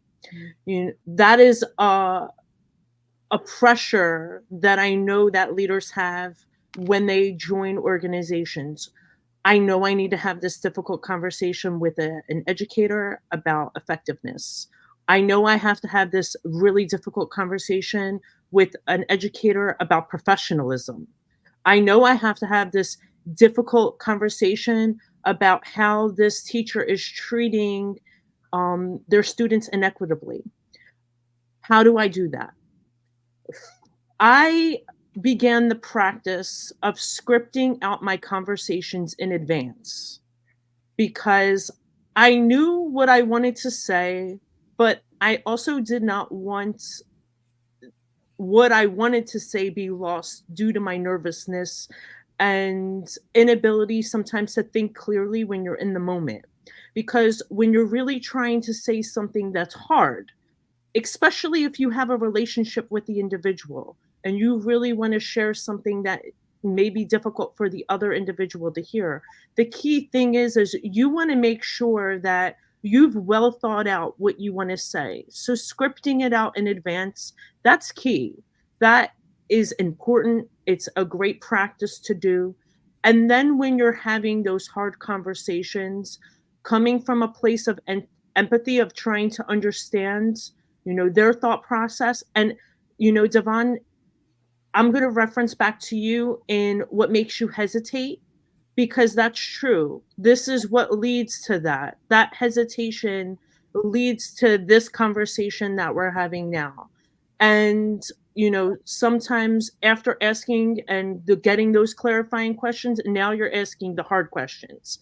Now you're offering solutions and improvement suggestions, and coming from a place that's extremely direct and unbiased, because that's also sometimes really difficult, is reflecting on our own biases and knowing how to move forward from them. But it's such a large topic, but I think it's so important for assistant principals coming into this role, aspiring principals, new principals, to really be thinking about how you're going to frame those courageous conversations, those tough conversations, those just knowing that it takes practice and you're not going to get it perfect the first time, you're not going to get it perfect the 10th time. It really is something that you grow to learn how to separate your feelings from, and knowing that you're coming from a place of wanting to be transformative and effective. I love it. I love it. I got some thoughts, but I want to give others an opportunity first, and then I'll come back. Anybody want to dive in? Yeah, go ahead. I just want to say, I can't agree more with Jada. Those courageous conversations, they're hard. But one other element that I've realized, even this whole idea of conversation, we all have heard this, that 80% of our communication is actually body language, right? So sometimes it's not even, well, it is always what you say, but it's also how you say it and where you say it. So one thing I want us to be thinking of too is where we choose to have conversations, because there's a big difference sometimes between having those courageous conversations in your office versus going to have that courageous conversation in their classroom. Yeah. And there is often a time that I will very intentionally go to their safe space to have that courageous conversation, because when we're going to initiate that conversation, right, we have things that we are planning, we have the opportunity to think about. They have it before we walked in.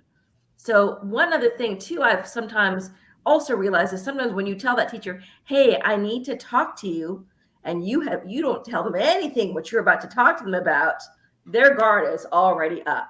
Mm-hmm. So I've also, like Jada said, we benefit when we get to think through what we might want to say or share. And sometimes if I wanted that conversation to be more two-way, I'll share with them, hey, I would really love a chance to talk to you about blah, blah, blah, blah. And just kind of give them something so they can be thinking about how we can have this productive conversation. And like I said, the space, like when we have it, am I sitting behind a desk or am I sitting alongside you on a couch and we're talking it through? So it's important what we say, where we say it, and how we say it. Love it.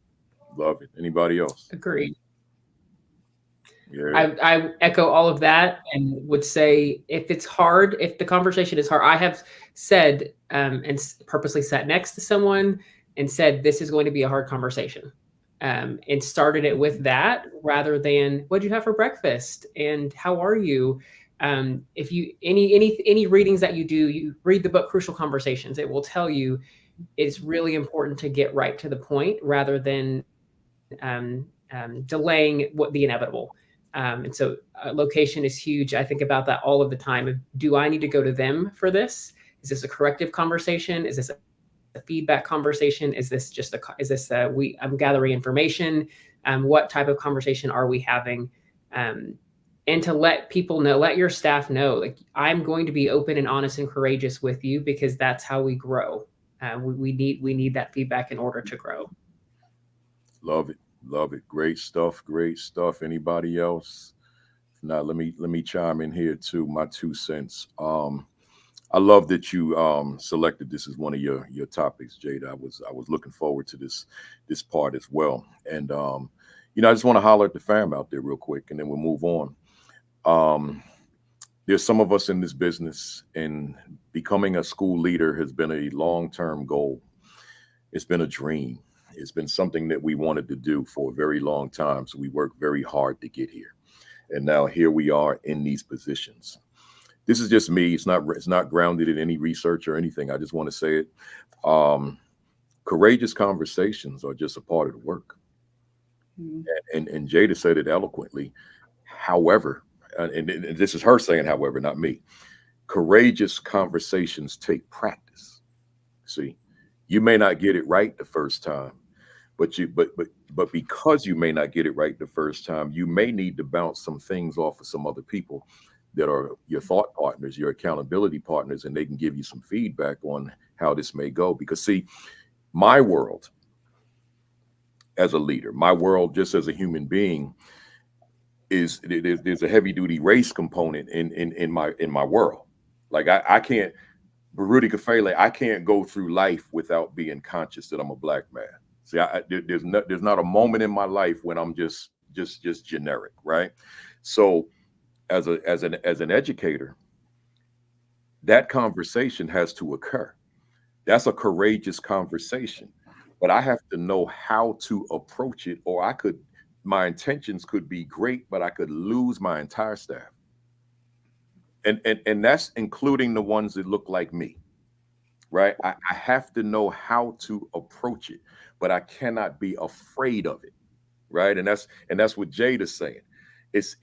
But are necessary for the positive and transformative growth of your organization. Let me go and read the rest of what she wrote again, because I don't have it on the screen. Aim to be a leader who asks the hard questions. See, you gotta have the willingness, the courage, the audacity to ask the hard questions, but listen to the criticisms. You gotta listen to them. Then you gotta reflect. I'm just reading from Jada, and then move forward with solutions. It matters. So, hey, leader out there, hey, aspiring leader out there, hey, assistant principal out there, hey, new principal out there, hey, veteran principal out there. And particularly those of you out there with that may have that mindset. Look, this is my job at the end of the day. I got to feed my family. I got to pay these bills. I got to pay for this house, X, Y, and Z. But you got to ask yourself, how are you benefiting these children? Right? If those necessary conversations are not occurring. I've heard some doozies over the years in my buildings. And I have to be in position to engage staff in the conversation so that they could rethink this thing that was said or these actions that were done. I got to engage them, or they're going to think that what was said or what was done is okay when it's not okay. So those are tough conversations. I don't think there's a teacher I ever had over the years that I led that was be somewhere saying, I don't like Kafele because of the conversations we had. I just don't think that teacher's out there, including the one that we were polar opposites. I just don't think that person's saying, I don't like that guy for that reason. He may say, I don't agree with him, but I don't think he doesn't like me or she doesn't like me because I broached this topic. So I'm saying to y'all out there, and I know it's not my show today, y'all. Jada got me started, man, when she wrote this. You got to have the conversations. Don't run from them. And those of you that know me as a presenter, you know I don't run from them conversations. I go in there with them because as a presenter, I got to. I'm going to give y'all one thing and then I'm going to stop. I've said this on this platform before, but I'm going to say it again. I was in this, maybe I said it recently. I'm in this district. I'm talking to the administrative team for an entire day. They told me from the outset, they said, we only have 8 Black students in this district. Everybody else was pretty much white. And I said, fine. I said, but I want you to know where I'm coming from now. This was like 8 in the morning. I'm there till 4. I said, while I'm in this room, I'm going to be fighting for those 8. I'm giving you content for your district. But I can only imagine what it is to be one of 8 in an entire district. I'm fighting for them. At the end of that day, they sent me an email and said, we're not going to need your services any further, right? Because I had a long-term contract with them. They didn't like that.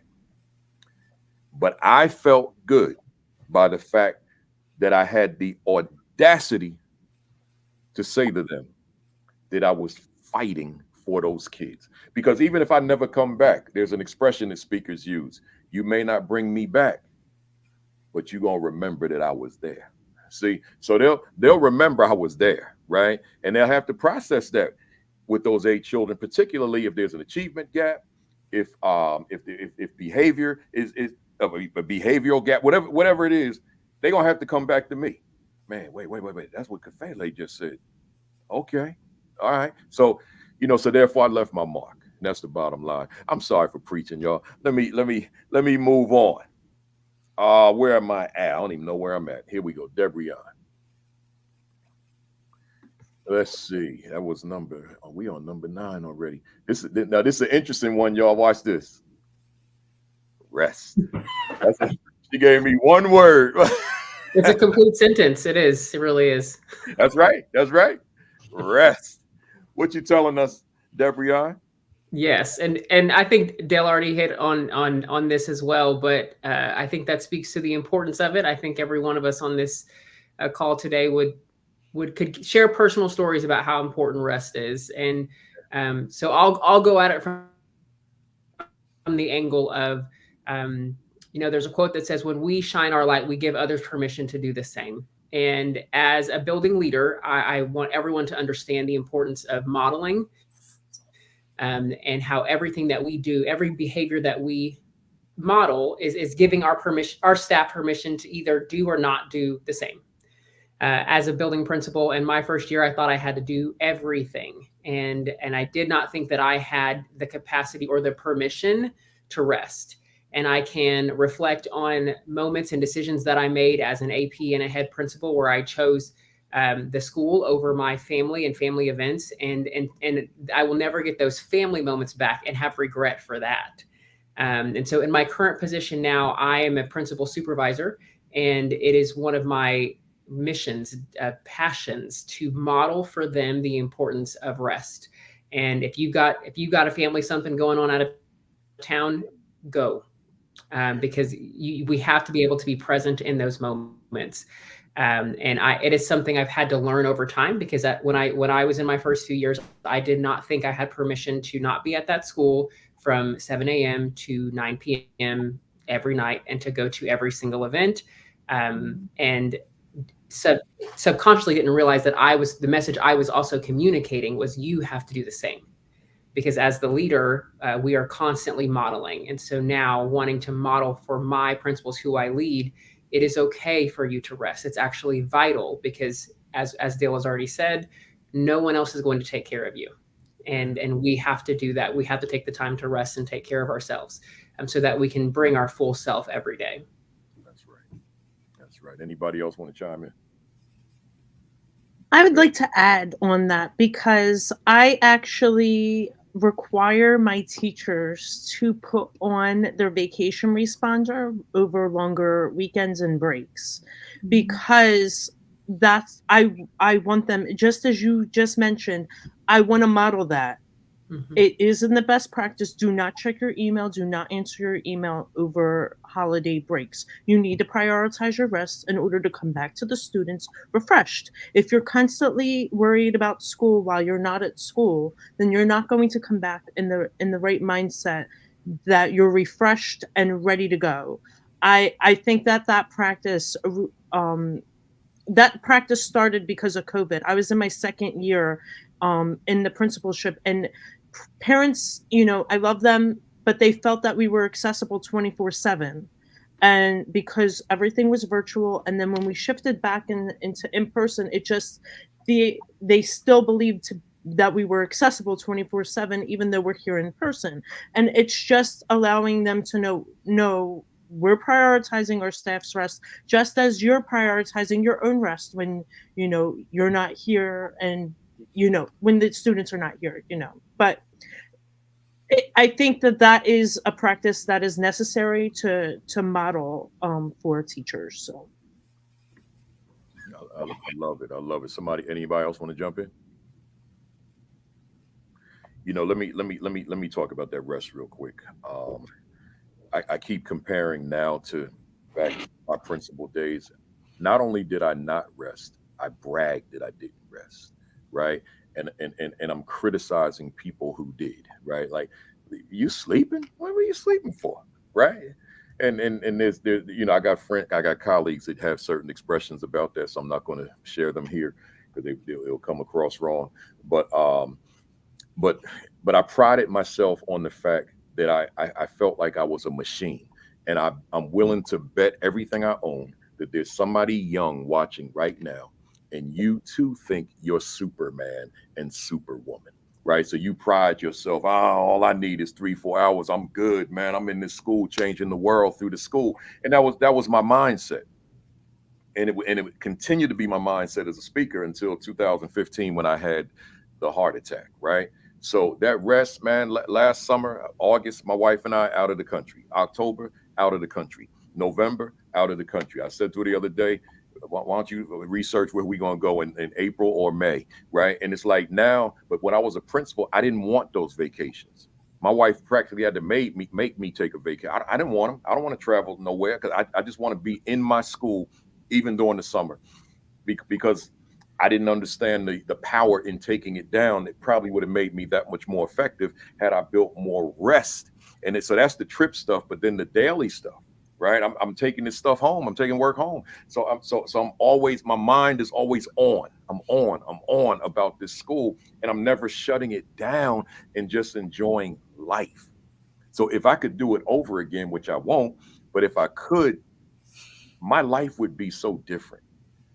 But see, I didn't know. It took a near-death experience, a heart attack, which brought on type 2 diabetes, for me to make a shift in my life.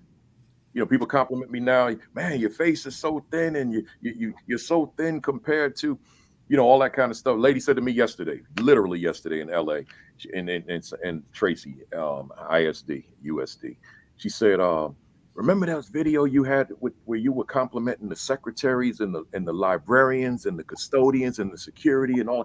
Like I made a video for all those groups, and a lot of people used to watch, and they said, "Why'd you take them down?" I said, "Because I made them before the pandemic. I made them before the heart attack, and I didn't want that content up there anymore, because every time I looked at that, it made me think about that. So I took it down, and I said to her, since you asked me, I'm gonna make a whole new set, right? So that so the folks could tune in, because some of them folks are thankless folks. That sometimes the custodian doesn't get the love he needs, or the security, or the secretary, or whomever, and that's what those videos were for. So with that said, was anybody else want to jump in before I move? I do want to say one thing, Marie, this whole idea of rest. And I think this was the mistake I made. It was that in terms of assessing my ability to rest, It was all about taking off that weekend, that day. I was thinking in big chunks of time. And one of the things that I've been challenged to do actually is to find rest in every single day and multiple times in the day. And there's a phrase someone shared with me, and it's sticking in my head, and it's just breathe. Literally, I have a new app on my phone that every hour it pops up and it says, just breathe. Wow. And honestly, you know what? As an exercise right now, can you do something with me all? Can we just take 3 deep breaths? And I want you to notice how you feel. Let's go. Breath 1, in, out, in, out, in, out. I mean, y'all, we just took less than 5 seconds to breathe. And I would be shocked if all of us that our heart rate didn't just go down just a little bit. So it's not about big rest, y'all. Sometimes it's just about breathing. Just every hour, remember to breathe. That is so important if you ask me. Remember to breathe. All right, I'm gonna move on to Megan, but before I do, let me tell the fam out there, we got 3 more questions, y'all. So hang in there. In fact, you can still hit that share button, still hit that retweet, repost, tag somebody, because I got a big one here. And all of these are huge. And check this one out. Watch this. It's not about you. Woo. Matter of fact, that's not Megan. We'll come back to that one. This one is big. You may be the only man. I was looking forward to this one, man. This is one of them ones that speaks to me too. I hope I don't preach no sermon on this one. You may be the only source of positivity for a student, or your school may be the only place they feel safe. While this is a tall task, it brings such a blessing and purpose to your life. And I'm gonna say this one thing before you go, Megan. I promise I'm not gonna preach. You say, it may be the only, it may be the one place they feel safe. Let me flip that real quick for y'all. It might be the one place where they feel emotionally unsafe, right? Don't forget them kids too, y'all. I don't mean Megan. I mean out there in the world here, in the AP and New Principals Academy fam. But in this case, we're gonna talk about the positive, that it may be the one place they feel safe. Go ahead and take it away, Megan. So I'm going to try not to preach on this too, because if anybody knows me, they know this is kind of like my banner that I carry everywhere. But I have myself and Aubrey, when we present, our first slide that we talk about is, do you see people as problems to be solved or people to be understood? And I think when you look at teacher behavior, student behavior, parent behavior, if you can think about the fact that we're trying to understand people, and you can't understand people without opening your mouth and talking to them. You have to bring yourself to their space and say that regardless of what label you may carry or what situations in your life that you have been through, I'm here for you. My new favorite quote in this job that I just took, and I put it on the back of my business cards, is I may not be able to stop your downpour, but I'm always up for a walk in the rain. And that's powerful to me, because I am in charge of facilitating a stellar, world-class education to all children, not the ones who get it the first time, or, the ones who may, come in and always get green gold stars and go home.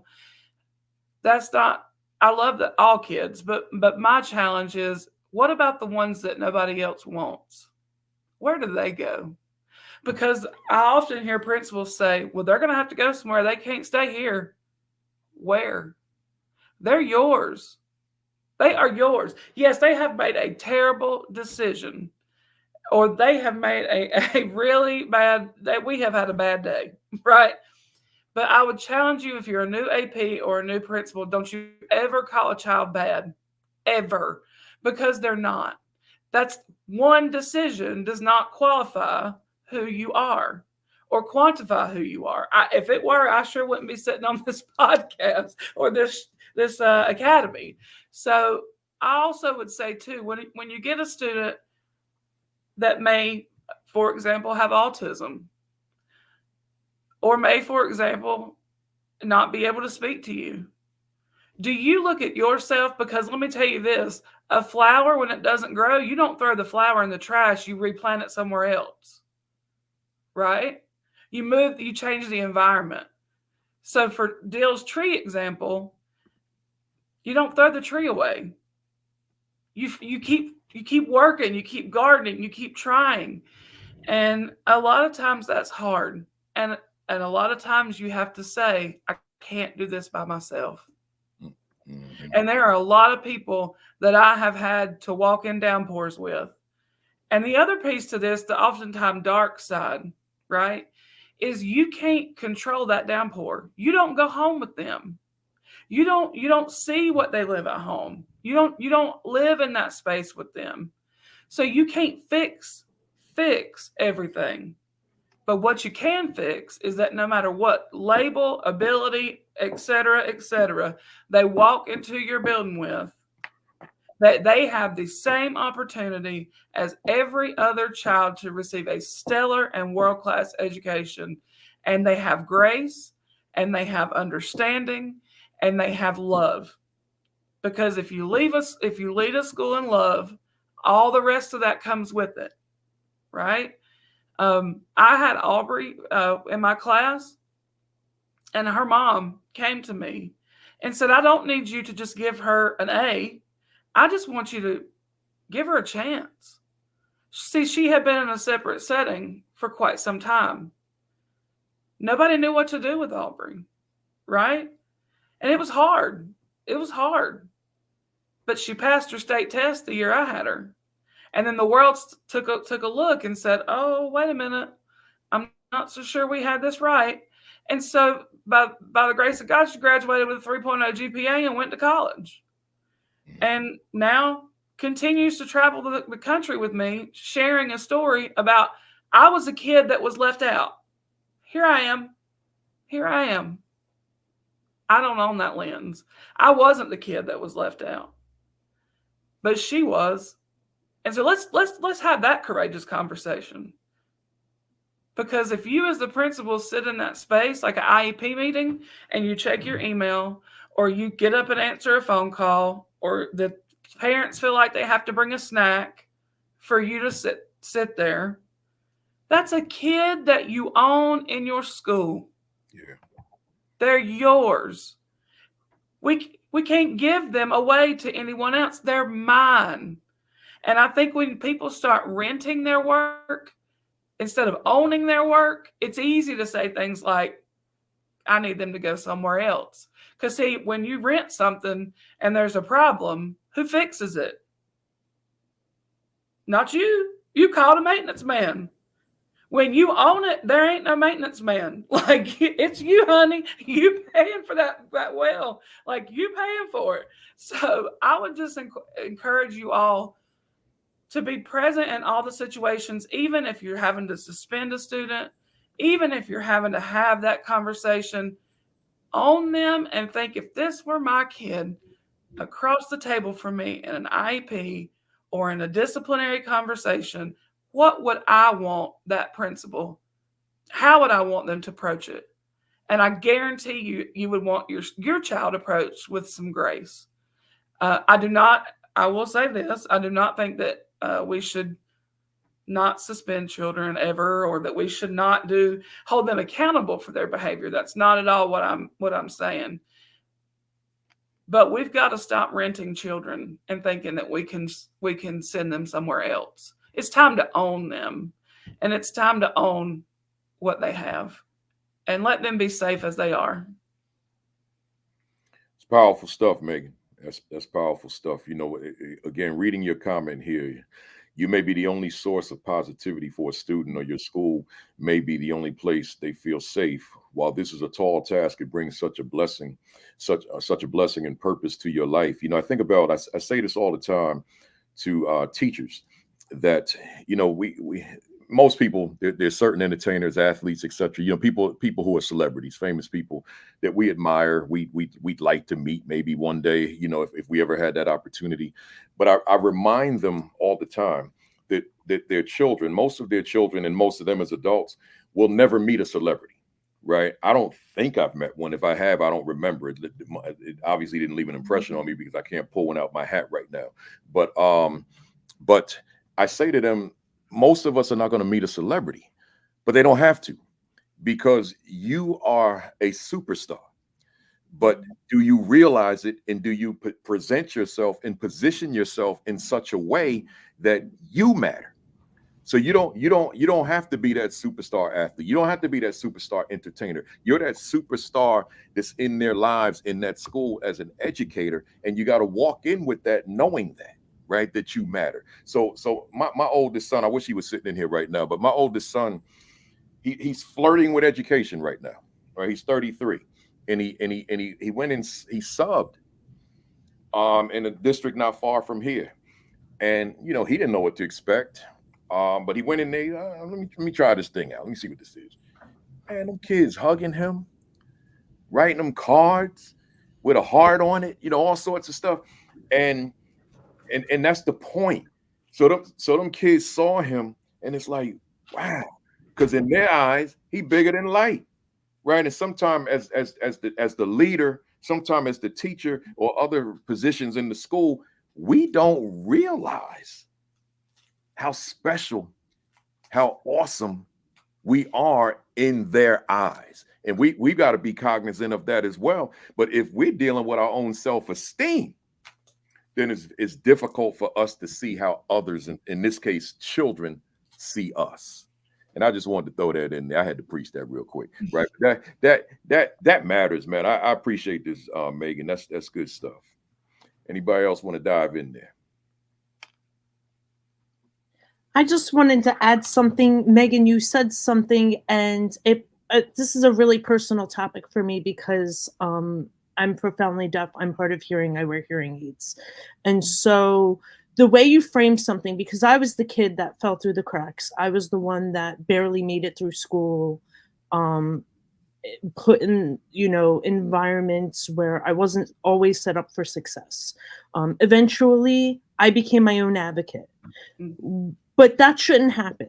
Students should not hold the responsibility of becoming their own advocates. And that is the one thing that you're saying that I want to re-emphasize, is that yes, you may be that only person, but you also have to position yourself as that person. So make sure you're that educator. Make sure you're that safe person for them that can pull that out of them, because eventually I hit a teacher that was able to pull it out of me and say, Jada, you're an incredible human being. You can do great things. Before that, I did not think that. I thought my disability defined me, and I couldn't actually be a leader or figure out how to make my disability work. You know, I'm deaf. I have to observe teachers. What does that look like? How do you make it work in a space where you can actually eventually become a leader? But back when I was a student, nobody really said that directly to me and gave me a space in which I felt empowered. And you being that as a educator and as a leader, that's important. So to everyone out there listening, be that person for those students. You need to be their voice, because that's the only way, whether it is race, whether it is disability, whether it is socioeconomic status, eventually you're going to be that positive force that is going to create change, that's going to lead them to incredible future outcomes. So I love it. Woo! Powerful stuff. I will say too that Aubrey had the chance to meet Jada, and Aubrey can also sign. And so watching that interaction was beautiful, because I only hope that she could see in Jada too what is possible for her, you know, in her life. And it was such an honor to be able to witness that time. I'm sure that was a powerful moment. Yep, special moment. We got two more. Let me go to Dill. That's a quick one. It's not about you. Yeah. So let me actually take the elephant out of the room and just say this one thing first. It is about us in the sense that the buck stops with us, right? When we are leaders, we might delegate, we might have shared responsibility and leadership, but at the end of the day, the buck does stop with us. So I just need you to know I'm owning that, and I'm hoping you're owning that too as a leader. That's really important. But in terms of the big picture, it's not about getting that novelty and being like, I'm the principal, look at me. It's not about us. We got to remember what it's all about. Make the main focus the main focus. And one of the things I think we've all learned going through our leadership programs is this idea of looking at every problem or any challenge from multiple lenses. And the one lens, I tell my teachers this all the time, the one lens I'm always going to ask us to look through as one of the primary lenses is what we're about to do or say, what's best for all students. Let me say that again. Is what we're about to do or say what's best for all students. To me, that's got to be the primary lens, right? Because that's who we're here for. Sometimes what's best for students is not what's great for us, right? Like being there on time, making it a priority. Well, sure, we'd love to go to Starbucks and be 5 minutes late, but is that what's best for students? No, because they're not being, we're not watching them. We're not making sure that they're safe. There's lots of decisions that we make that we got to ask ourselves, is this what's best for one student? So that's a great lens. Now, to be able to answer that question, though, I'm a kind of a visual person. And when we go through these leadership programs, we hear about organizational charts, right? And often you see the principal at the top, and you've got the teachers and blah, blah, blah. You've got this structure. Well, one of the things, just like football, and y'all, I really don't know a whole lot about football. I'm just going to own that, okay? But what I do know is that when you play the game in football, you have different positions. You don't play the same play all the time. You are all over that field and adjusting as necessary. We've kind of got to be like a good player, that we are adjusting as the plays are being had, and we've got to be able to see the whole game from multiple perspectives. So sometimes you may be up front, but sometimes you might be in alignment with your teacher standing side by side. Sometimes you're behind them and you're propelling and pushing them forward. So it's not about you being in a fixed space. It's about adjusting as need be, and also making sure to shine the light on others. And before I forget, I want to throw out a shout out to Dr. Demetrius Scott. And let me tell you why I'm shouting him out today. So Demetrius and I, we met at a class conference several years ago. But you know what this man did? Last night, he saw that I was going to be on this call, and he took the time to email me just saying, hey, I noticed that you're on this. I've been following you. I'm so excited. He took that time to promote, to help me, give me confidence for today. And that's one of the things I've loved about, bringing this back to the Milken Foundation. I think that's one of the things I've really appreciated, is that I've never felt alone. I feel the love of my Milken brothers and sisters all the time. Jada and I, we got close connections. My friend over there in the corner, my Lefebvre friend over there, we're always sending each other, quotes and jokes to get excited about school. I hope your Energizer Bunny is going strong there, Megan. Private joke, sorry, y'all. But all that to say, it's not about us. It's not about us as individuals. It's about building that team. Again, going back to that, it's not about the me, it's about the we. And when we tap into that power of we, I'm going to say it again. When we tap into the power of we, that's when we can have bigger and broader change. We can lead to exponential growth for all. I love it, man. You nailed it. You nailed it. Anybody else want to jump in? Yeah, you nailed it. Let's go to the final question, then we go to our rapid fire. And this is Jada. And once again, I couldn't fit it all, Jada, so we get the first part. As soon as you stop learning, You stop leading, man. That's a chapter again. So Jada, you wrote the chapter headings for your book right here, right?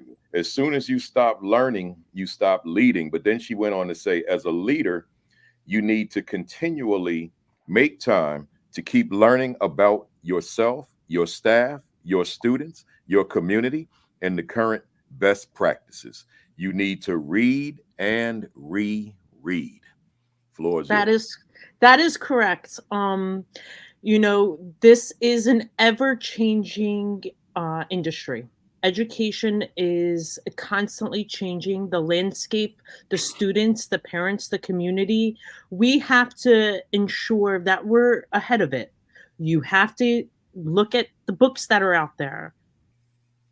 This is brought to you by a principal who has created multiple books that are on Amazon bestseller lists. Read his books. There's good stuff in them, and I hand them out. You talking about me? Yes. Oh, There's definitely great stuff in them because I give them out. We had enough money in the budget this year to create an assistant principal's position. This is the first year I've had an assistant principal. And the first thing I did was buy your books to give them to her because it to me, it is the key thing for success is reading and rereading. You have to be educated and know what's out there. Watching these podcasts and watching TED Talks and engaging with the community and knowing what's out there, what best practices. This is the positive effect of social media, knowing what's happening in the world, knowing what's going on in other schools. Again, not comparing yourself, but knowing what's out there so you can eventually do it. I saw this very innovative project called the Hovercraft Project and decided, to jump aboard and bring it to my school. And it led to other schools joining the project. But it's a great way to be connected and stay current and stay transformative because, you can become a transformative leader. You can also very easily take yourself out of that transformational space if you don't stay current. So. Yeah, wow. That's powerful. Yeah. I appreciate that too. Somebody else, anybody jump on in. Let me get the question up there, the line up there. Anybody? I mean, she hit it on the nail. Should be the first and foremost lifelong learners.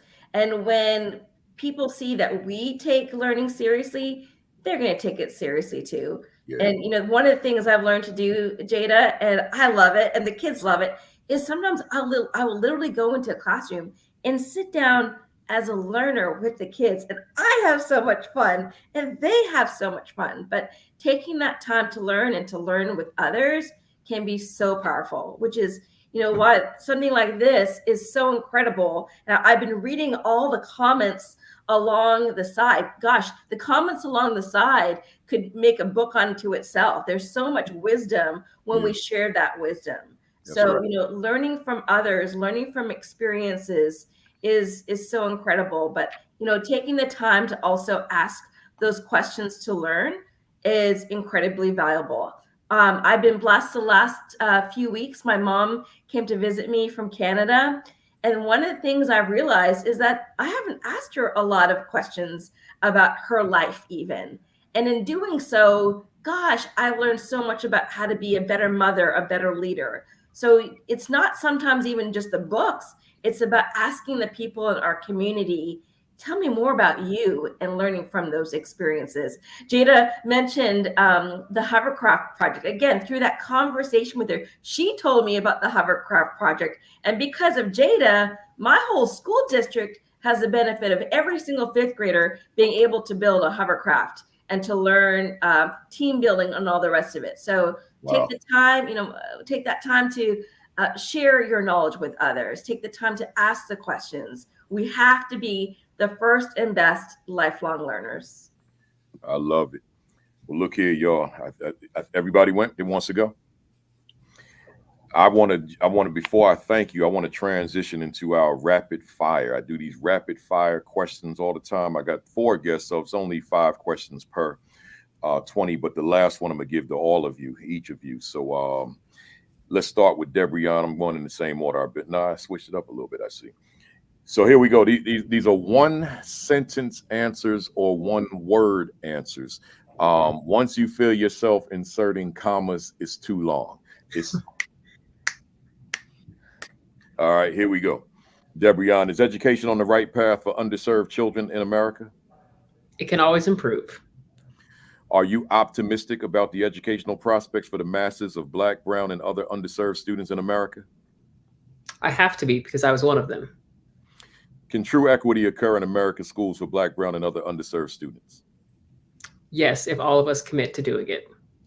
Does Debrian Davis' work contribute to the progress we desperately need? I hope so. If you could do a reset on your life, would your line of work be different or the same? It would be the same. Dill, why do you continue to do this work? Inspiration. What fires you up within the work that you do? My people. What do you absolutely love about the work you do? Everything. What do you dislike about the work you do? Oh, paperwork. And what has been your greatest victory in this work thus far?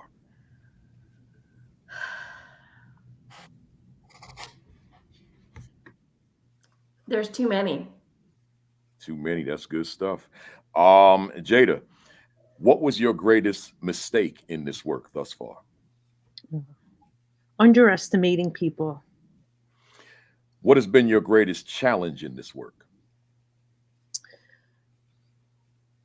There's always challenges, but honestly, COVID. Yeah, how about that? Who inspires you in this work? Everyone that I am networked with. They fill my bucket. What are you reading right now? Book, blog, article, a tweet, anything?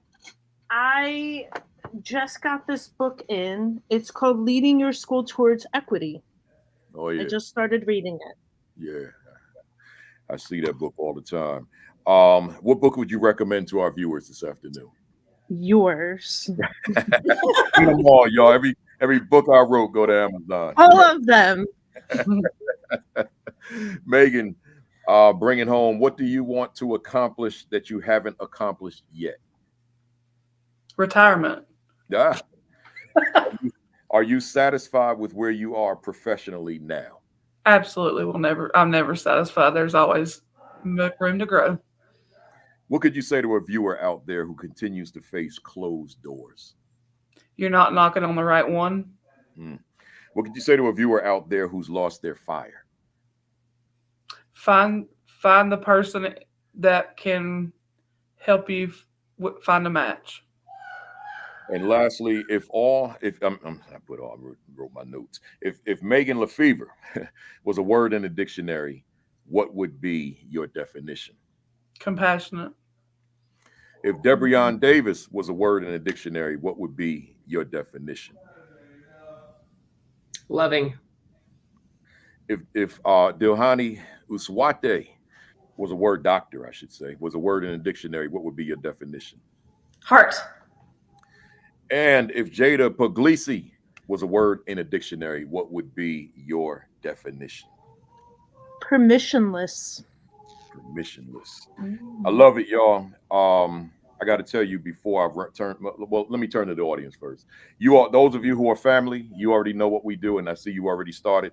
If this session resonated with you, if it was good for you, if it added value to your practice, if it was useful, beneficial, give us those emojis. Just give us your favorite emojis, and just keep listing them. And that's how we applaud my guests every week.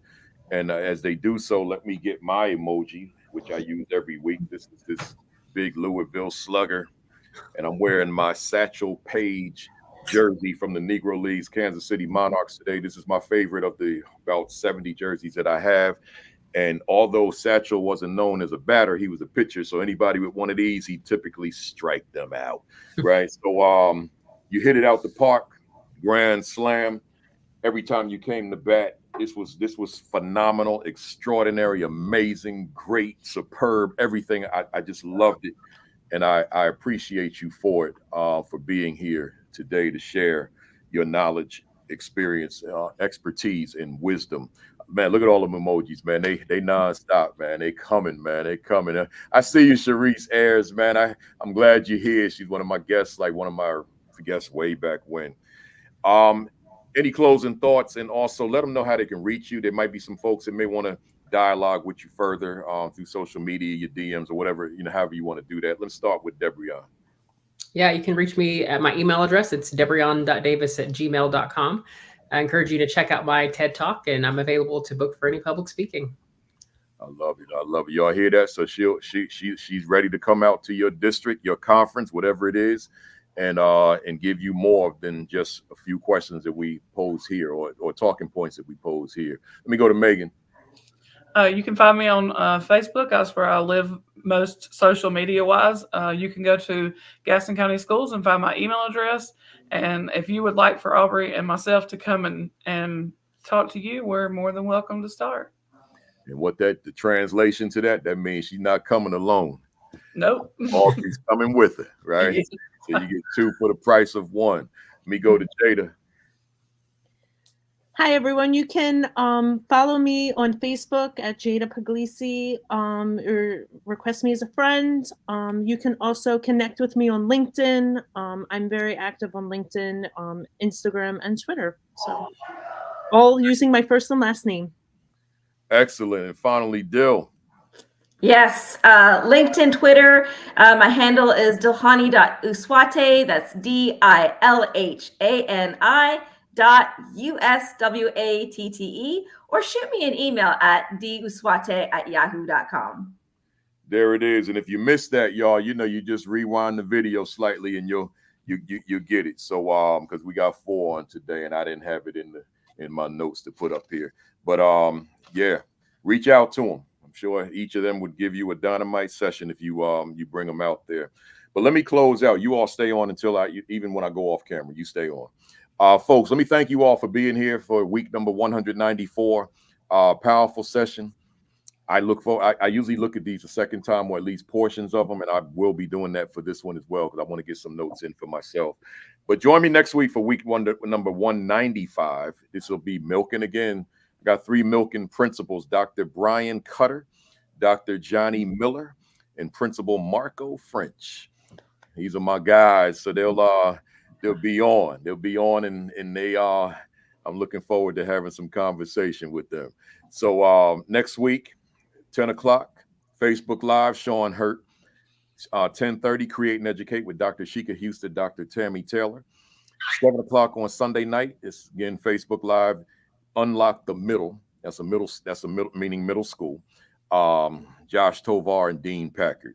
My books, I don't need to show these again, but these my leadership books: the Aspiring Principal 50, Assistant Principal 50, the Assistant Principal 50, and I see I forgot one this morning. Is my school a better school because I lead it? The Principal 50, and then this one is the bonus: Equity and Social Justice 50. There are more under there, but I'm not going to spend all that time with those. But also with the King holiday coming up, I said to you before, those of you who weren't on early, read everything King. But make sure your children know that Dr. King wrote his own books. Where do we go from here? Strength to Love, Why We Can't Wait, and Stride Toward Freedom. Read the bios and all the other commentary on King's life, but make sure you read his writing, right? That's important.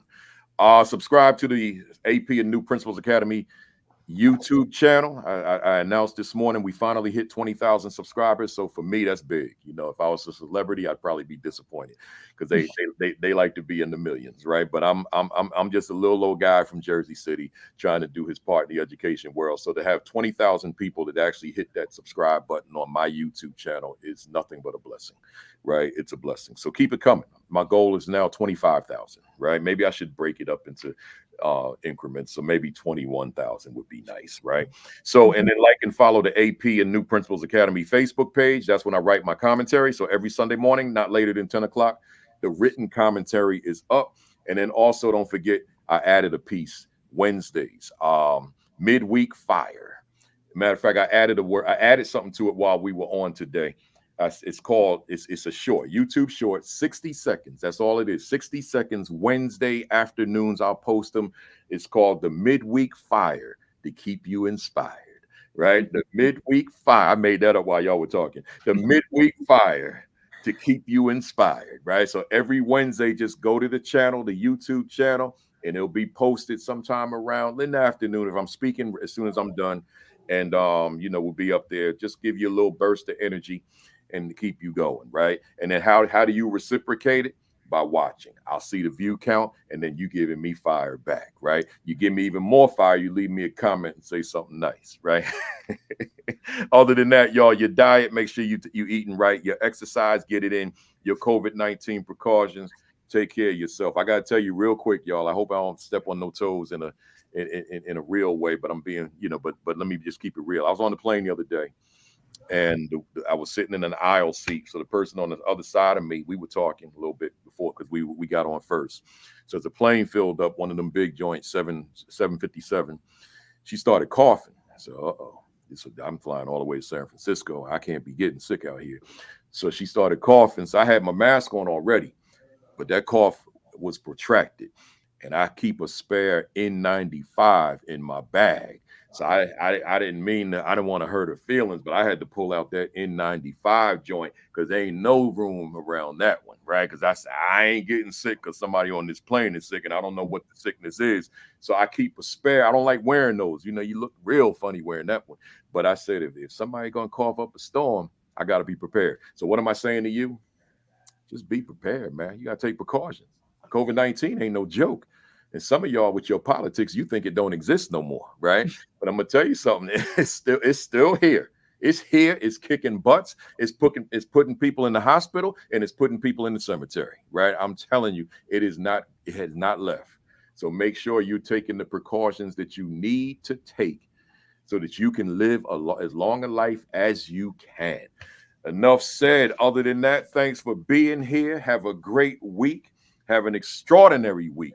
Have your best week yet. Peace.